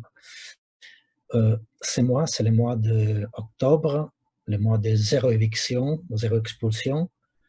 Partout dans le monde, il y a des activités. C'est le mois qu'au début, c'était Nations Unies. C'est la journée mondiale de l'habitat, mais ce sont des célébrations, enfin. Et enfin, il affirme, bon, tout le monde doit devenir urbain. Ce n'est pas vraiment ce que nous aimerions. Nous aimerions que, oui, bien sûr, que les droits au logement soient protégés, les droits humains, et qu'il y ait une redistribution des richesses, que c'est la base fondamentale pour refonder les politiques de l'urbaine, les politiques pour vivre bien dans nos territoires. Donc, nous venons de lancer vraiment aujourd'hui c'est en avant-première pour vous et pour nous tous, l'appel aux Journées mondiales zéro expulsion. Vous pourriez le voir, je pense qu'on va le mettre en ligne sous peu. Et c'est un appel à non seulement à montrer qu'il y a des activités, parce que oui, il y a, pendant tous les jours, il y a des activités, il y a des cris de souffrance, et on vient de découvrir maintenant aussi d'autres problèmes, des choses qui sont provoquées par ce type de politique. Et bon, là, c'est important de montrer qu'il n'y a pas seulement les cris de souffrance, mais il y a aussi des gens, des comités, des organisations, des réseaux qui veulent changer les choses, veulent résister. Nous disons, c'est un néologisme, un nouveau mot, résister pour exister à nouveau. C'est-à-dire, il y a un portail historique, on entre, on voit qu'il y a la faillite totale des politiques néolibérales. Vraiment, ce qui se passe avec la pandémie, c'est clair. Mais est-ce que les organisations populaires peuvent faire quelque chose en plus? Nous pensons que oui. Première chose, c'est reconnaître, donc mobiliser ensemble sur la même plateforme avec des différences. Donc, journée mondiale zéro expulsion pour montrer les résistances. Et à partir de ça, de la force qu'on montre, essayer d'avoir une incidence sur les politiques.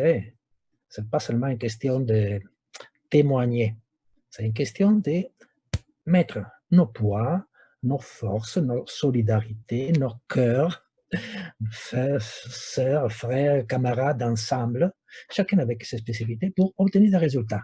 Quels résultats? Et bon, si on dit que assez des expulsions, ça suffit, on a réussi pendant cette pandémie dans plusieurs pays, attention, c'est jamais vu. Dans plusieurs pays, il y a zéro expulsion, des États-Unis à l'Italie, à la France, à l'Espagne, aussi dans certains pays de l'Afrique.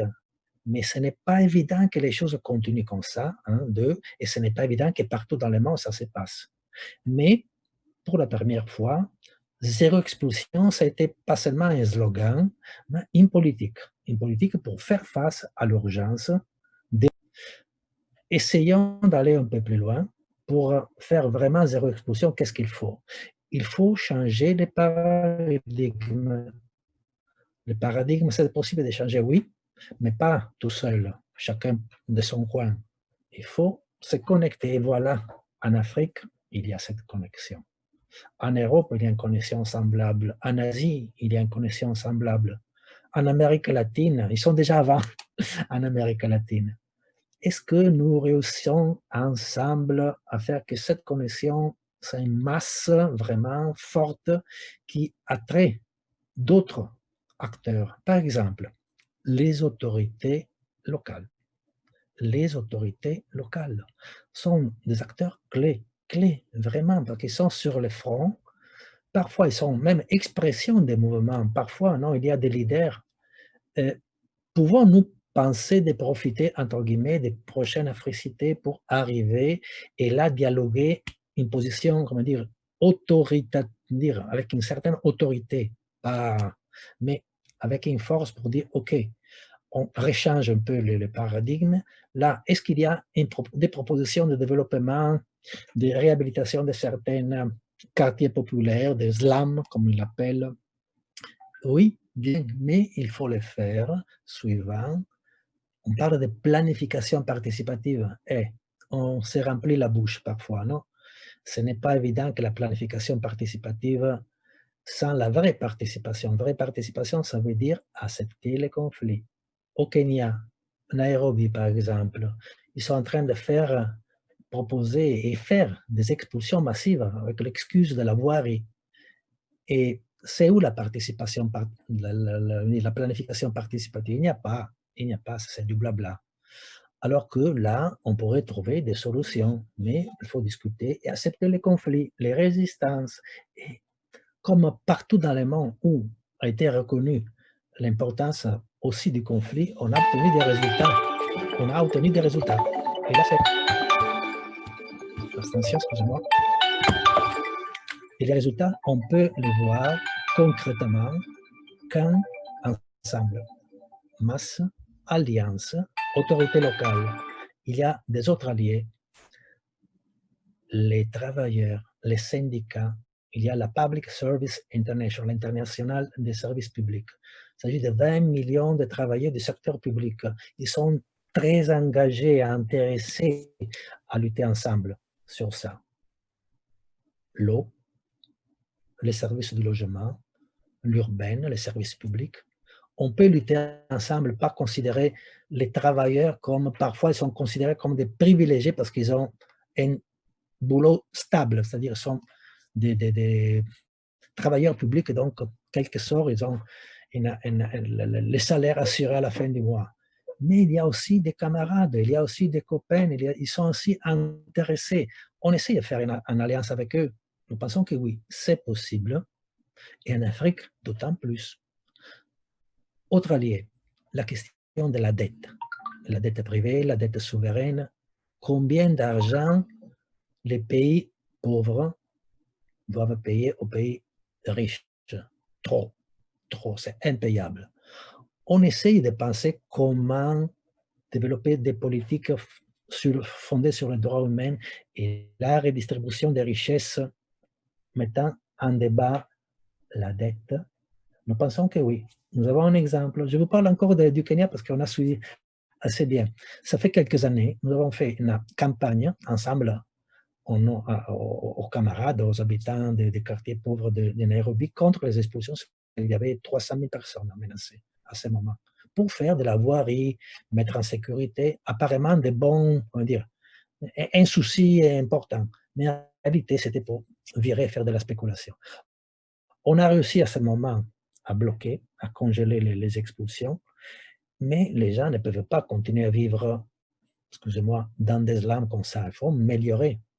Dans ce cas, on a réussi à ouvrir une négociation avec certains gouvernements pour la renégociation de la dette, et notamment avec l'Italie, on a réussi à obtenir la cancellation totale de la dette bilatérale, c'est-à-dire 40 millions d'euros. C'est quelque chose.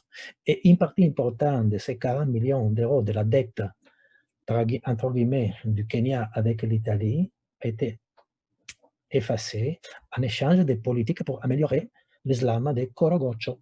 Voilà. Voilà un exemple concret. Comment on peut mettre ensemble la politique zéro expulsion, à partir de zéro expulsion, l'approche droit humain et la redistribution des richesses. On travaille sur une échelle différente. Ce n'est pas l'échelle tout simplement de montrer qu'on est capable de faire des choses, des petits exemples, c'est-à-dire des bonnes pratiques, mais des politiques alternatives. Ce sont des suggestions, évidemment. C'est à vous de découvrir ensemble comment profiter de ces journées zéro expulsion, pour coordonner, pour mettre visible, pour rendre visible vos luttes, qui sont nos luttes ensemble. Parce qu'ensemble, on peut obtenir des résultats, pas chacun de son coin, c'est évident.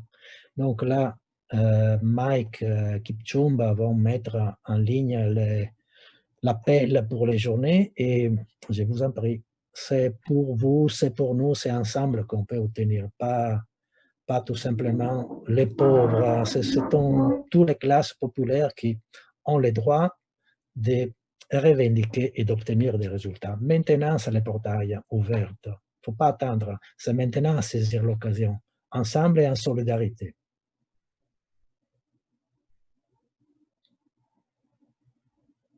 Allô, merci. Thank you very much, Cesare, for Merci. your presentation. Yeah. So I don't know whether there's someone who wants to contribute. I can't see any hand raised. So if someone wants to contribute, then you can just contribute, please. I see Mohammed has managed to join us late.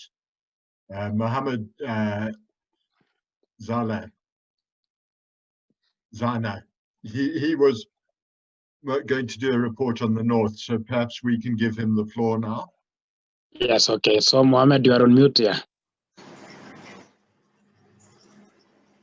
Yeah, hello, thank you. Sorry, I was in another meeting. I kind of joined very late, and hopefully we're having a proper discussion here. My name is Comrade Mohammed Zana, Coordinator, Physically Challenged Empowerment Initiative, Nigeria.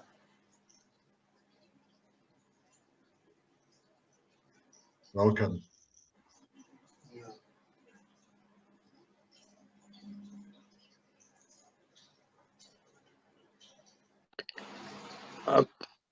Okay, I think Mohammed didn't have a presentation to make.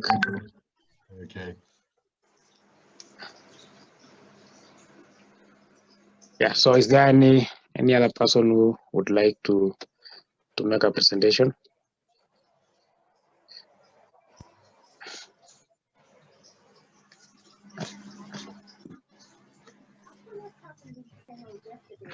Hello? Okay. maybe I can come in here, Kipchumba, if we've got a break. We were expecting other people from UCLGA, the United Local and Governments Association of Africa. But they are, even if they're not here, they are working with us. And one of the things that we do with UCLGA is to mount the Afro-Cities meeting. Now, Afro-Cities hopefully will happen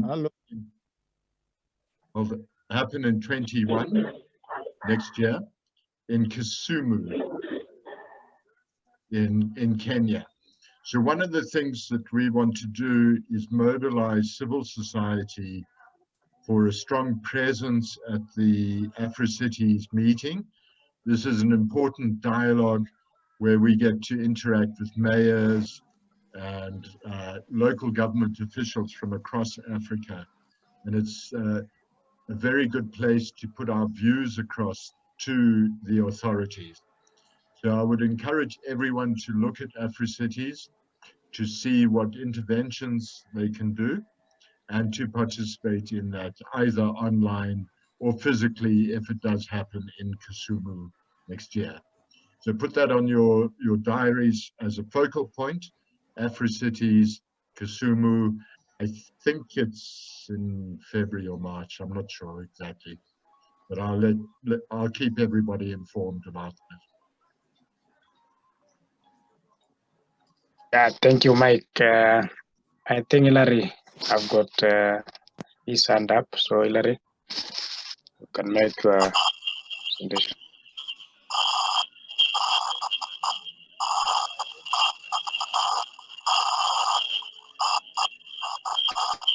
Hilary, there's some background noise. Hello?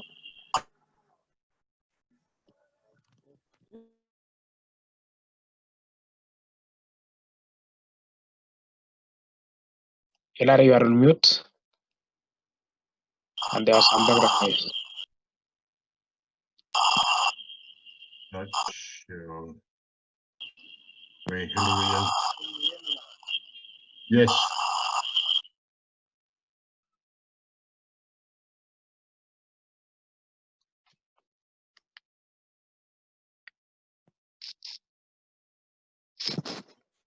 Okay. Hillary's got technical problems. Yeah, so okay. So if there are no further contributions, I would like to just check that everybody has read the agenda. okay, so but I can see that Patrick Kamoto is asking to speak. So Patrick. Okay, over to you.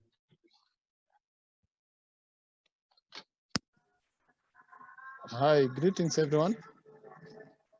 Greetings. Hello. Hello, we can hear you. Go ahead. Okay. Thank you. First, it's to give thanks to all the panelists and the people who have presented. It is interesting and timely for, especially in Africa, in Kenya, in Kenyan context. 2 weeks ago, we got an eviction notice in Mudurwa, and you know, with Mudurwa, it had a landmark court case in regards to citizens have a right to housing. So we are pushing for the President Republic of Kenya, and the matter comes on 10th, 5 days from today. The matter will be a ruling in which both railway and citizen will be engaging in regards how do we achieve right to housing in perspective to a new gentrification project called Railway City project, which is coming up. So it will be interesting to see that so far they are trying to issue a illegal eviction order. I've shared in the chat. They are issuing these eviction orders within 24 hours, but we refused it, and we are showed the cause why we are refusing to vacate, and also making sure that we get solidarity from international friends. And we can also say that so far, International Alliance of Inhabitants have played a key role previously. I recall back in 2012 when we did a petition to expert general meetings. We are trying to get the bottom of that matter to know what really transpired and how do they incorporate the views from a grassroots community. Similarly, 2 years ago, we as residents of Mudurwa did petition to the Kenyan Parliament and asked, is there a possibility that we can have expropriation, house rent expropriation 4 months per year? Because we understand with COVID-19 and the intricacies and the hardship which are faced by residents and the people, and not only in Africa, across the globe. So we were asking whether the government can expropriate a 4-month rent appropriation, which can save a lot of households from the anguish of paying rent regularly. We are still waiting for, they referred us to deal with several ministries, but you see, it is something that we as African or the people of Africa can try and get, come together and have like this month of October, having it as a unique approach to address issue on housing. Because you see, if we get a house expropriation, it becomes easier to assist communities to support a social movement. It becomes an avenue where people can join hands and support an idea. So I'm still pushing for that idea, and maybe if in the next few minutes I share with you the response from the Kenya Parliament in regards to whether the citizen can get a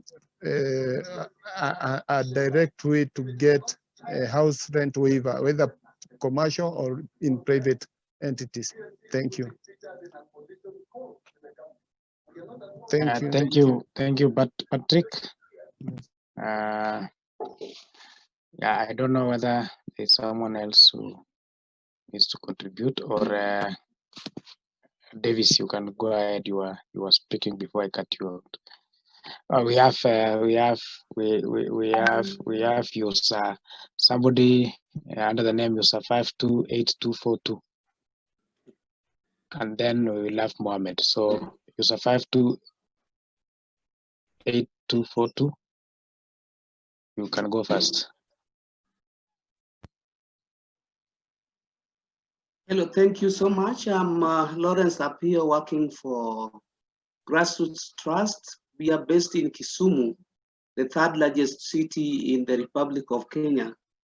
And first and foremost, I'm so grateful because I've really learned a lot, and happy to be part of this network. Second thing, I would like just to inform you that the Afri-Cities will be in 2021, Kisumu, the month of November. And we are mobilizing ourselves, the civil society organizations in Kisumu, so that we become the platform for engagement among the civil society within Kenya and outside. So would be grateful if we link up and see the much we can do. At the moment in Kisumu, the government of Kenya, in collaboration with the county government of Kisumu, is implementing Kenya Informal Settlements Improvement Program. This is funded by World Bank. What we are witnessing right now is really the supposedly beneficiaries are really not benefiting, because as planning processes go on, we see land set aside and beneficiaries become officials of the county government, those in charge of this program.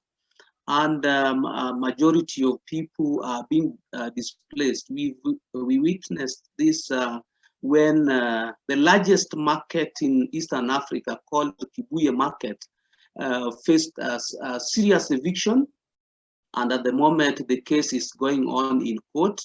We have other three informal settlements in an area called Muhoroni, where after the physical planning, the land that was occupied by the people are being encroached. We have seen government officials and county officials being the key beneficiaries. And normally the government uses a settlement executive committee as a people's representative platform through which they do the engagement. And we see those committees being compromised and given portions of land so that they are able to comply to the interests of the officers implementing this program. We are employing a number of methodologies, for example, community organizing as a mechanism for strengthening grassroots organizations and organizing more of such so that the capacity is enhanced. And again, issues are issues are identified, advocacy is scaled up. We are also using the people-led physical planning as a way of the people themselves generating their own plans and influencing the government and the county government plans so that their needs, their issues, they are integrated in the overall plan. We are also using cooperative, we are promoting cooperative housing as a vehicle that is favorable to the poor in terms of accessing affordable housing. We organize small, at a small scale level, eviction tribunals where we bring on board lawyers, eminent persons, and cases are presented and prosecuted before now they go to formal courts, and where we face difficulties, again, we document so that we share this with other international bodies. So in my view, I would say in a nutshell that as an international platform, we need to agree on some common mechanisms of dealing with evictions, proposing housing, affordable housing models that can be accessed by the low-income people, and things like that, so that no one is left behind. We also would like to see a situation where we as international organizations or an international network, we are able to also pool together resources that can be used, we can use for interventions that are of urgent nature. For example, the evictions that took place in Kariobangi and Kibera were so massive that hundreds of people were affected. In such situations, as we bring our voices together, we can also come in with resources that can scale up the advocacy at the grassroots level and also help in taking such cases to other international platforms. I think that would enable this kind of solidarity movement have influence really at local level. Thank you. Okay, thank you. We will now have Mohammed. Mohammed. Yeah, thank you for the organizers and all my colleagues on this platform for this very wonderful opportunity for us to put our head together over the issue of eviction in our countries post COVID-19. Actually, we have a serious problem, and the issue is so huge that we need to come together like in this platform, and even after this platform, so that we can have a solidarity movement that can work together when there are cases of eviction happening in any of the countries that we are members, because we need each other. COVID-19 has shown to us more than ever how important for us to work together as a global community to face the challenges that are mostly common to almost all of us. Because regardless of where you are in this world today, there is one form of eviction or the other that is going on. But it is most severe here in Nigeria as people, physically challenged empowerment initiative Nigeria is part of a movement called Nigerian Slum and Informal Settlement Federation, which is an affiliate of SDI International. We deal with huge cases of eviction, and even during the COVID-19, communities face eviction, and some are even evicted within that very same period of the COVID-19, when other countries are trying to provide shelter for their homeless. In our own part of the world, people are forcibly evicted from their home. So we need a strong commitment from international agencies, United Nations, corporate bodies that are quite often the beneficiaries of this eviction, because by far and large, they engage in the construction of our evicted communities to the modern high skyscrapers and luxury resorts that they build in our communities. International companies hugely benefit and make money out of this kind of a practice. So we need an international treaty that can hold corporate bodies accountable for engaging in activities that promote or give room to forced eviction of thousands of people from their home without due process of the law. And we have cases of World Bank projects that are carried out like in Makoko and some areas whereby people's rights were abused in the process of executing those World Bank projects. So it's very important that we recognize grassroots movements like SDI and all its affiliates around the world that are visibly engaged in grassroots movements, trying to organize communities, provide capacity buildings for communities to profile their community, to carry out enumeration of their community, and have accurate data of their community for proper planning and engagement with the government. Unfortunately, like where I am here in Lagos State, excuse me, it's a city of over 24 million inhabitants, but all crammed up together in a very small piece of land. And as a result, land is very, very expensive, and most of our political appointees are not actually working for the interests of our people. We have a lot of things to show, like the market, markets that have been evicted, the marketers have been evicted, and the market has been demolished in the pretense of redeveloping the market. And in areas where the government has succeeded in redeveloping the market, the cost of renting a marketing space in those markets is so huge that the markets have been lying fallow for many years without any traders or business going on within those markets. And there are markets that have been evicted, demolished for like 8 years, 7 years, 5 years, that nothing was built on the structures. And yet the government come up with legislation like criminalizing street trading and going after the traders on the street, arresting them and prosecuting them and getting whatever little money they have. So we need international solidarity.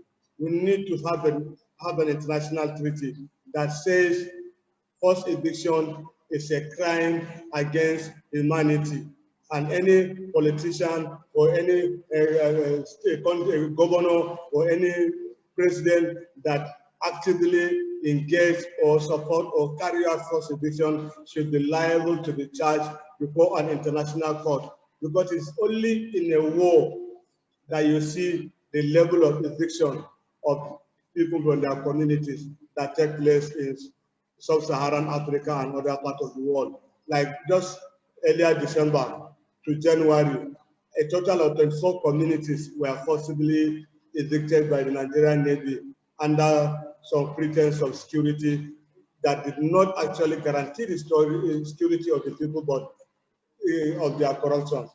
We need very strong international treaty. We need very strong international solidarity to put people who carry out forced eviction to check by having an international treaty that can make them liable for prosecution in some international criminal court that should be set up purposely for forced eviction around the globe. I really appreciate this very opportunity given to me to express my own views on this very platform, and I wish we can continue to get stronger and build a much stronger solidarity movement that can help us in this very time of COVID-19 and eviction. Thank you very much. Yeah, thank you very much, Mohamed Zana, for your very informative presentation. So we will have next Evans Banana, and then Mayor Bergawi, you prepare. So we have less than 30 minutes to go. So let's make use of it. Okay, thank you, Mr. Facilitator. Mine is a very brief one. I think we are very grateful for this platform that collective action will eventually make the voices of the urban poor ahead. Maybe just a brief in terms of where I work with Dialogue on Shelter, which is also part of the SDI family, and we work in alliance with a community movement called Zimbabwe Homeless People's Federation. Maybe in Zimbabwe, I won't labor much on the background because I think that has been explained before, but maybe just to add on a bit that individual efforts, of course, they do have their own limitations, and this platform, especially on solidarity, will hopefully produce the intended results. As Dialogue on Shelter, we do documentation, document the settlements of the urban poor with the intention of sharing those results and demonstrate the level of the magnitude of the problem in terms of be it informality, homelessness within the cities. So over the years, what we have noted is isolated pockets of success, but not sustainable in terms of the scale we would have wanted. And then of late, we have also noted some progressive legal judgments and also the constitution itself of 2013 in Zimbabwe. There are some notations which are very progressive and on paper seem to protect the urban poor, but practically it's something else. So with all that, the poor and the vulnerable populations remain on the risk of arbitrary evictions. And lastly, we are quite keen to raise this debate to a stage rather where evictions or insecure tenure or eviction threats are also treated as a pandemic. Not necessarily, I think, with, I'm not trying to compare the evictions with the COVID issue, but probably it's high time that the authority need to realize that they are sitting on a time bomb, and evictions are not a solution either. And it's a pandemic that has unfortunately been affecting a certain population pocket universally. So I think this debate which we have started and the sharing of ideas hopefully will result at a stage where there will be a lot of traction to the issue of evictions, homelessness, and put a stop to it. And hopefully the urban poor and the vulnerable will increasingly feel more protected and belonging to a city, not only in Zimbabwe, but across the globe. Otherwise, thank you very much for this discussion. We hope it produces the intended results. Thank you. Thank you, Evans. We will have Mayor Bergawi. Bonjour tout le monde. Est-ce que vous m'écoutez là? Bonjour. Yes, we can hear you. Go ahead. Bien. Je vous remercie d'abord pour l'organisation de cette plateforme qui, grâce un peu aussi à la pandémie, au moins que la pandémie ait une fois un effet positif, puisqu'elle a rassemblé beaucoup de monde de différents endroits et dans un même espace virtuel, mais un espace de discussion. Je voudrais donc m'intéresser à 2 points. D'abord, le premier point est par rapport à zéro expulsion, donc au mois d'octobre. Je proposerai à ce que on mette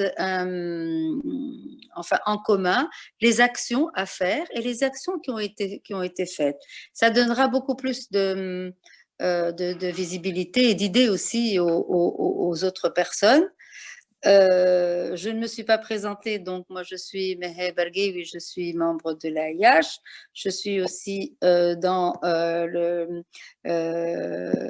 d'autres associations et donc je voudrais juste présenter ce qu'on a un peu fait au moment de la pandémie et j'espère que ça ne serait que nous n'aurons pas à faire face cette année aussi donc à ces mêmes problèmes, à savoir donc les personnes qui ont perdu leur travail à cause du confinement.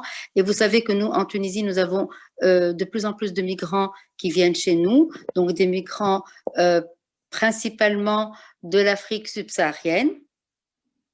Nous avons aussi nos sans domicile fixe. Et donc dans notre association, on a un peu aidé sur le plan sanitaire ces personnes-là, mais aussi sur le plan alimentaire parce que justement ces personnes-là ont perdu leur travail et n'ont pas pu subvenir aux besoins de leur famille. Donc globalement, voilà ce que nous avons fait. On se prépare de toute façon par rapport à cette année. Je voudrais juste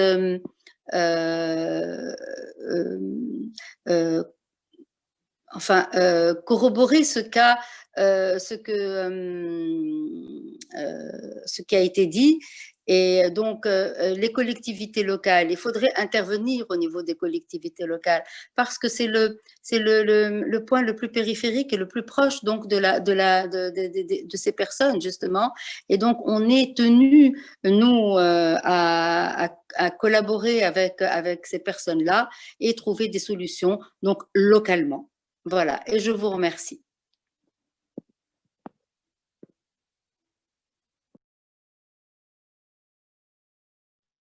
Thank you very much, Maya. So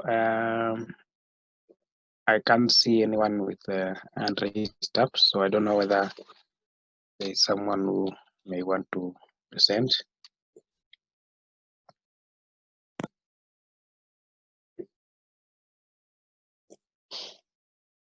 Is there anyone who feels that he or she wants to present?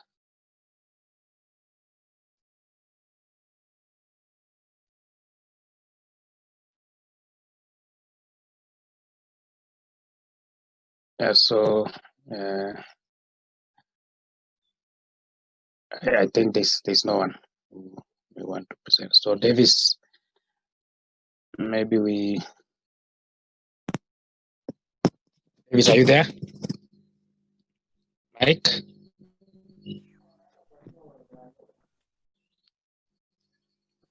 Mike, hello, Mike.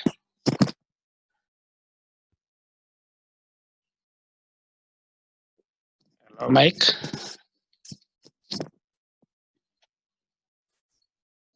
Yeah, so I think Mike could have stepped out. So is there anyone who would like to present?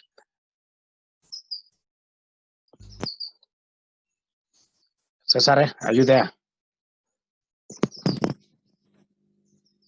Cesare or Soa, yeah. You give us. I'm here. Yeah, okay. Okay, Cesare. So I don't know whether we should, now that no one, it looks like but there's no one who wants to say yes. Yes, it's Cesare. not there, Mike. Mike. Hello, Mike. It seems Mike I've stepped out. Some problem with the connection. But all the people, or look for Mike, because we have less than 20 minutes. But I can share the, no, it's Mike, because we have je parle en français. Nous avons l'appel pour les Journées mondiales zéro expulsion à partager.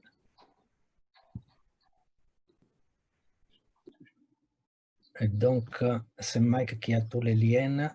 Et c'est bien que tous les copains, les amis, les camarades puissent voir un peu de quoi s'agit-il, parce qu'il y a eu pas mal de suggestions et de dénonciations. Donc, dénonciations d'expulsion en cours ou menacées, et des suggestions de mettre visible, de rendre visible les luttes qu'il y a. Bon, exactement ça, on est en train de faire. Donc, il y aura, il y a l'appel qui souligne les raisons au fond de cette mobilisation, donc ce que nous venons de dire.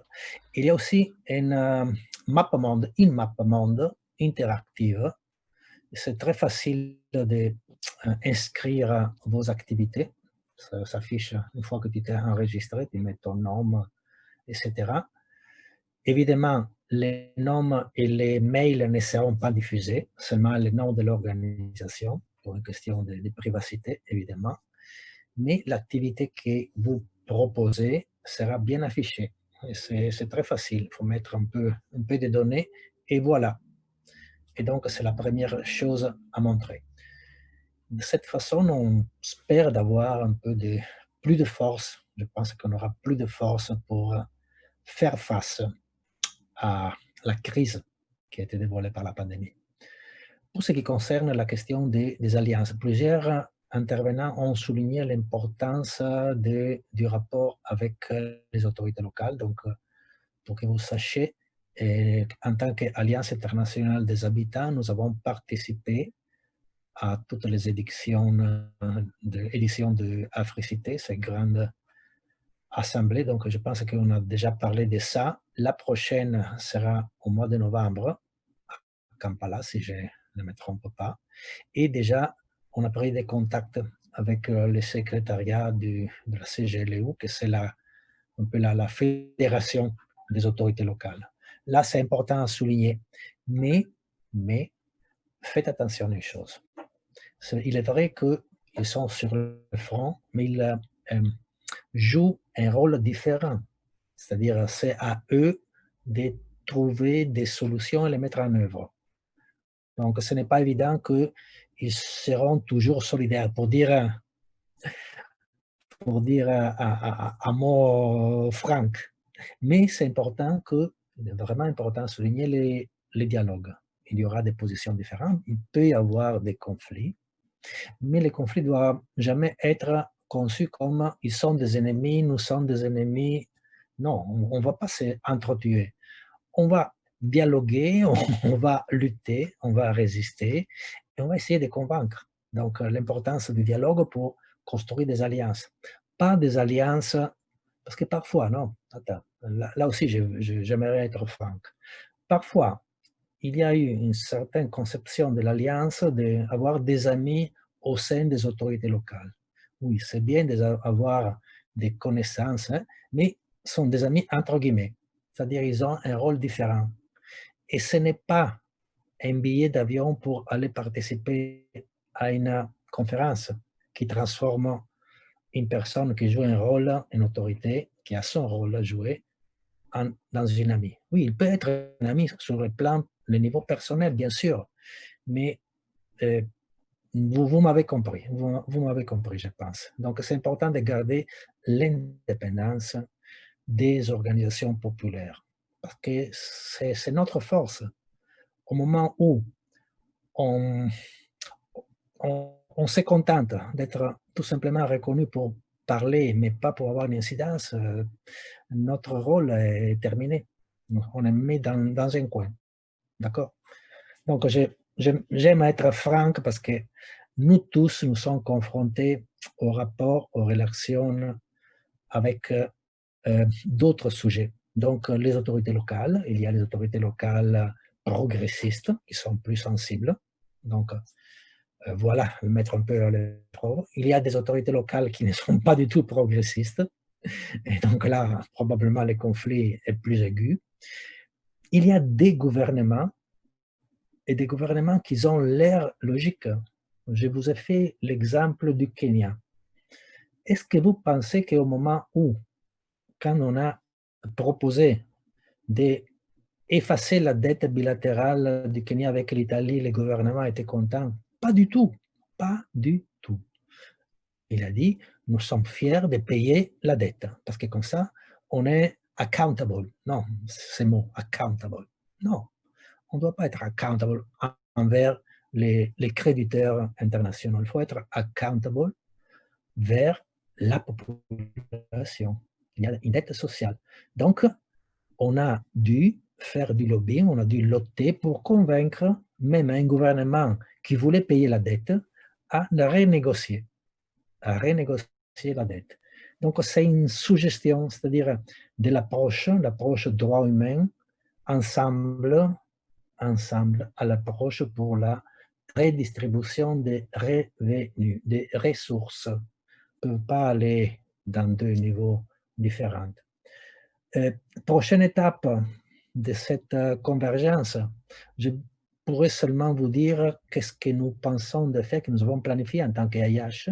Donc, nous sommes en train de faire des assemblées régionales, comme ça, les journées mondiales de reconstruction partout dans le monde, et vous verrez dans la map monde, hein, s'il vous plaît, alimentez la map monde avec vos activités, vraiment. Au mois de novembre, on va faire une autre grande assemblée mondiale pour, comment dire, tirer les ficelles, systématiser, voir quelles seront les prochaines étapes. Il y en aura d'étapes au niveau local, au niveau national, au niveau international. Parce que comme ça, on peut avancer. On ne peut pas se contenter de dire, bon, on dialogue. Enfin, on se fatigue de dialoguer sans avoir des résultats. Non, vous le savez, on avance pas. Donc, c'est très important, très, très, très important de participer à toutes les étapes. Là, il s'agit, grâce à ces assemblées régionales, de consolider l'espace, la plateforme. Là, c'est encore un peu, comment dire, on a motorisé la plateforme, le dialogue, très important qu'il y a HIC, SDI, d'autres qui n'ont pas de réseau, d'autres réseaux. Très bien. Moi, je suis vraiment heureux de ça. Nous tous, nous sommes heureux de ça. Là, il s'agit de trouver comment coordonner, consolider pour garder, c'est vraiment une richesse pour nous tous. Donc, au mois de novembre, on communiquera. On va faire cette grande réunion et après, mondiale, virtuelle, on va la préparer avec des rapports au niveau régional sur les choses faites, les faiblesses, les potentialités et les propositions pour les prochaines étapes. On ne veut pas faire des étapes comme ça, non. L'idée que nous avons discutée et approuvée lors des assemblées au mois d'août, de juillet et d'août, c'est de construire, on l'appelle l'agenda solidaire des habitants. C'est-à-dire, nous avons ensemble des étapes que nous sommes en train de construire pour solidariser, mais pour obtenir des résultats, étape après étape, petit à petit, mais dans la bonne direction. Donc, c'est vraiment dans vos mains, dans nos mains, ensemble, la construction de cet espace. Nous l'appelons aussi la voie urbaine et communautaire. C'est un peu comme une via campesina, non? Des paysans. Et donc, c'est un espace commun, un chemin commun. Il y a des outils en commun. Par exemple, le tribunal international des expulsions dont vous a parlé Sora avant, et dont vous a parlé aussi ces petits grands résultats au Kenya, notre ami et camarade Kipchumba. Des outils. On va trouver d'autres outils. J'espère que Mike, il est retourné à la base. Mike, tu es là?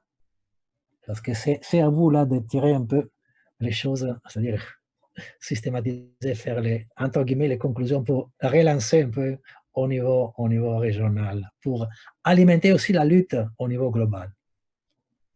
Mike, c'est à toi. Ah. Okay, thank you.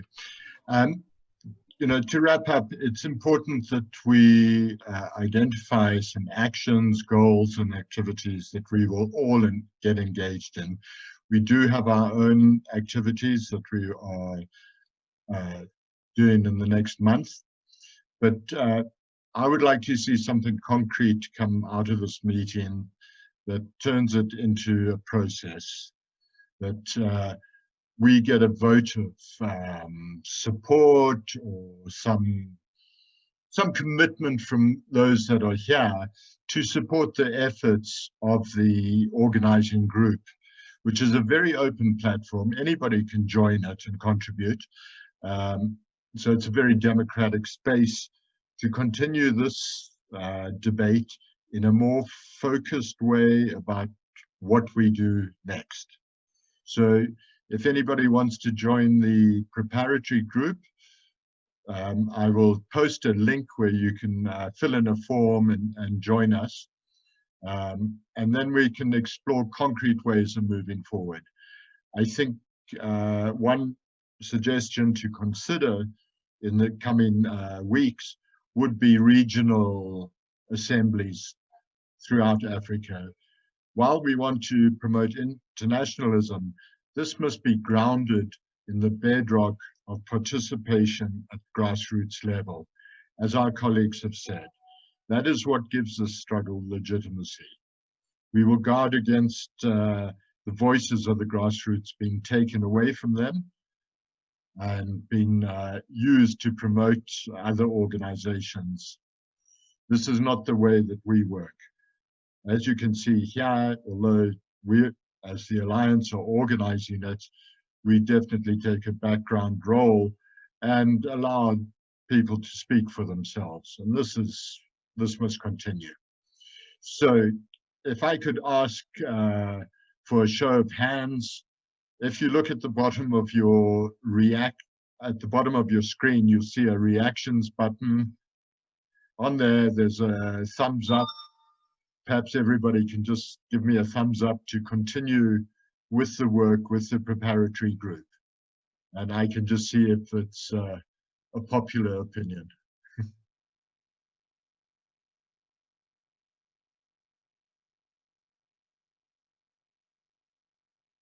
There's no thumbs down, so you can't say no. Okay, well then, you know, with that vote of support, Kipchumba and I will continue to work and mobilize through the organizing committee. I reiterate, you are more than welcome to assist and join with us. And that will take it forward, and we will share recommendations with this wider community that have registered for the assembly. Are there any final words? Kipchumba, anybody would like to say? It is 5 to 6. Would be nice to close on time. There will be many more opportunities. Yes, yeah, Kipchumba. so I had seen Kamoto's hand was up, and maybe give him 1 minute to share whether there's something urgent that he wanted to say. Or, yeah. Patrick, the floor is yours. Inform the person who said about World Bank. There was somebody who spoke about World Bank having a project which had a problem with the community. So I shared with him some of the recommendation when we petitioned the World Bank about Mudurwa Railway City project.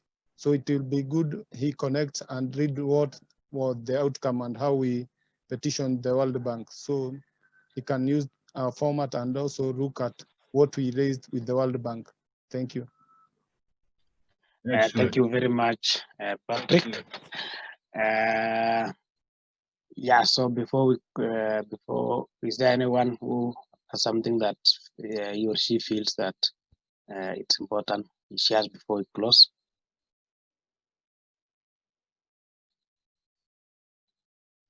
Is your hand up again, Kamoto?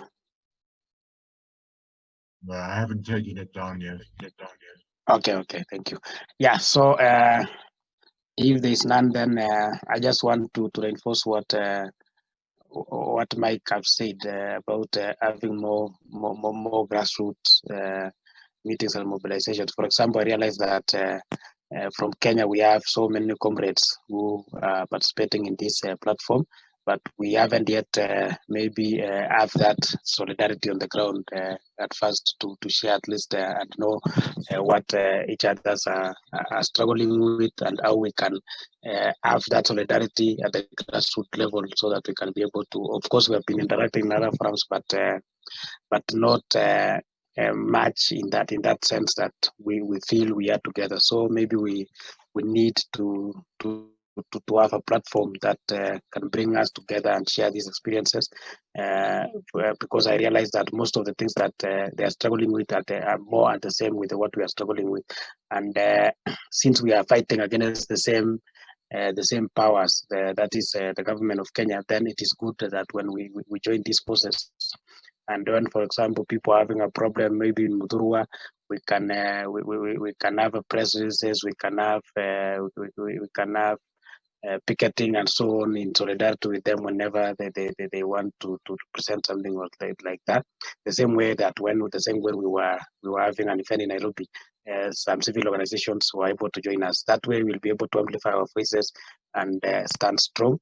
And now when we have built a solidarity from the ground, that is when we can be able to move ahead and build solidarity with a larger impact that is. So thank you very much for everyone who participated, everyone who made their contributions. We know that all of this is not in vain. We are moving forward. We are making steps. We are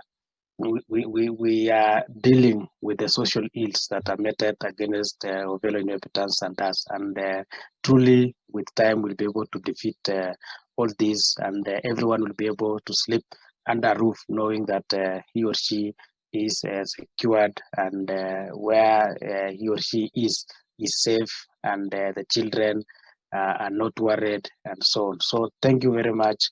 I will hand off to Mike to make the closing remarks and close down.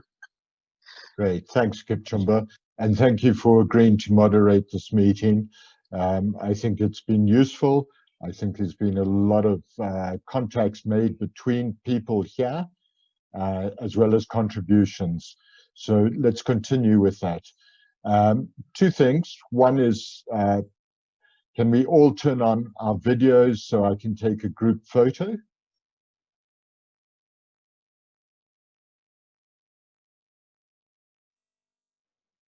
I think at this stage, great. Our interpreters are still with us. I would like to thank the whole interpretation team. They are a fantastic group of people that give up their time freely, willingly, and enthusiastically so that we can speak to each other. Unfortunately, still through our colonial languages, English and French and Portuguese, but I am trying to get a Swahili translator for the next meeting. If anybody knows somebody who will volunteer, let me know.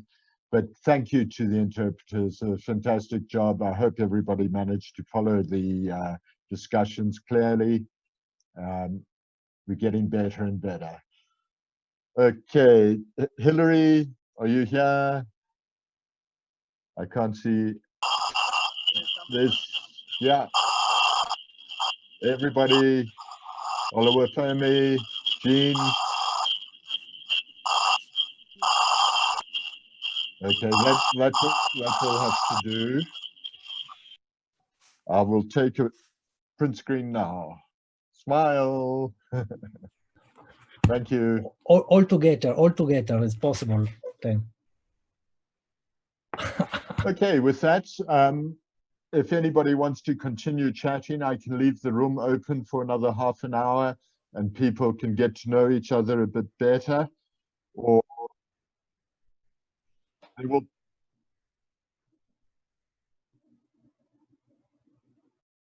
And there will be no translation because the interpreters need a break now. So please, if you want to continue and say hi to each other and stuff, please feel free to do so. Thank you. And thanks to the interpreters, you're free. Thank you. Thank you, thank you, thank you, Mike. Thank you, Mike. Thank you. Very good. Very good coordination. And also to you, Kipchumba. Yeah, thank you, everyone. Thank you. Thank you very much. Very important for us. Bye-bye. Thank you very much. Everyone. Ciao, ciao. Ciao, ciao. Thank you. Thanks to the interpreters. Ciao. Ciao.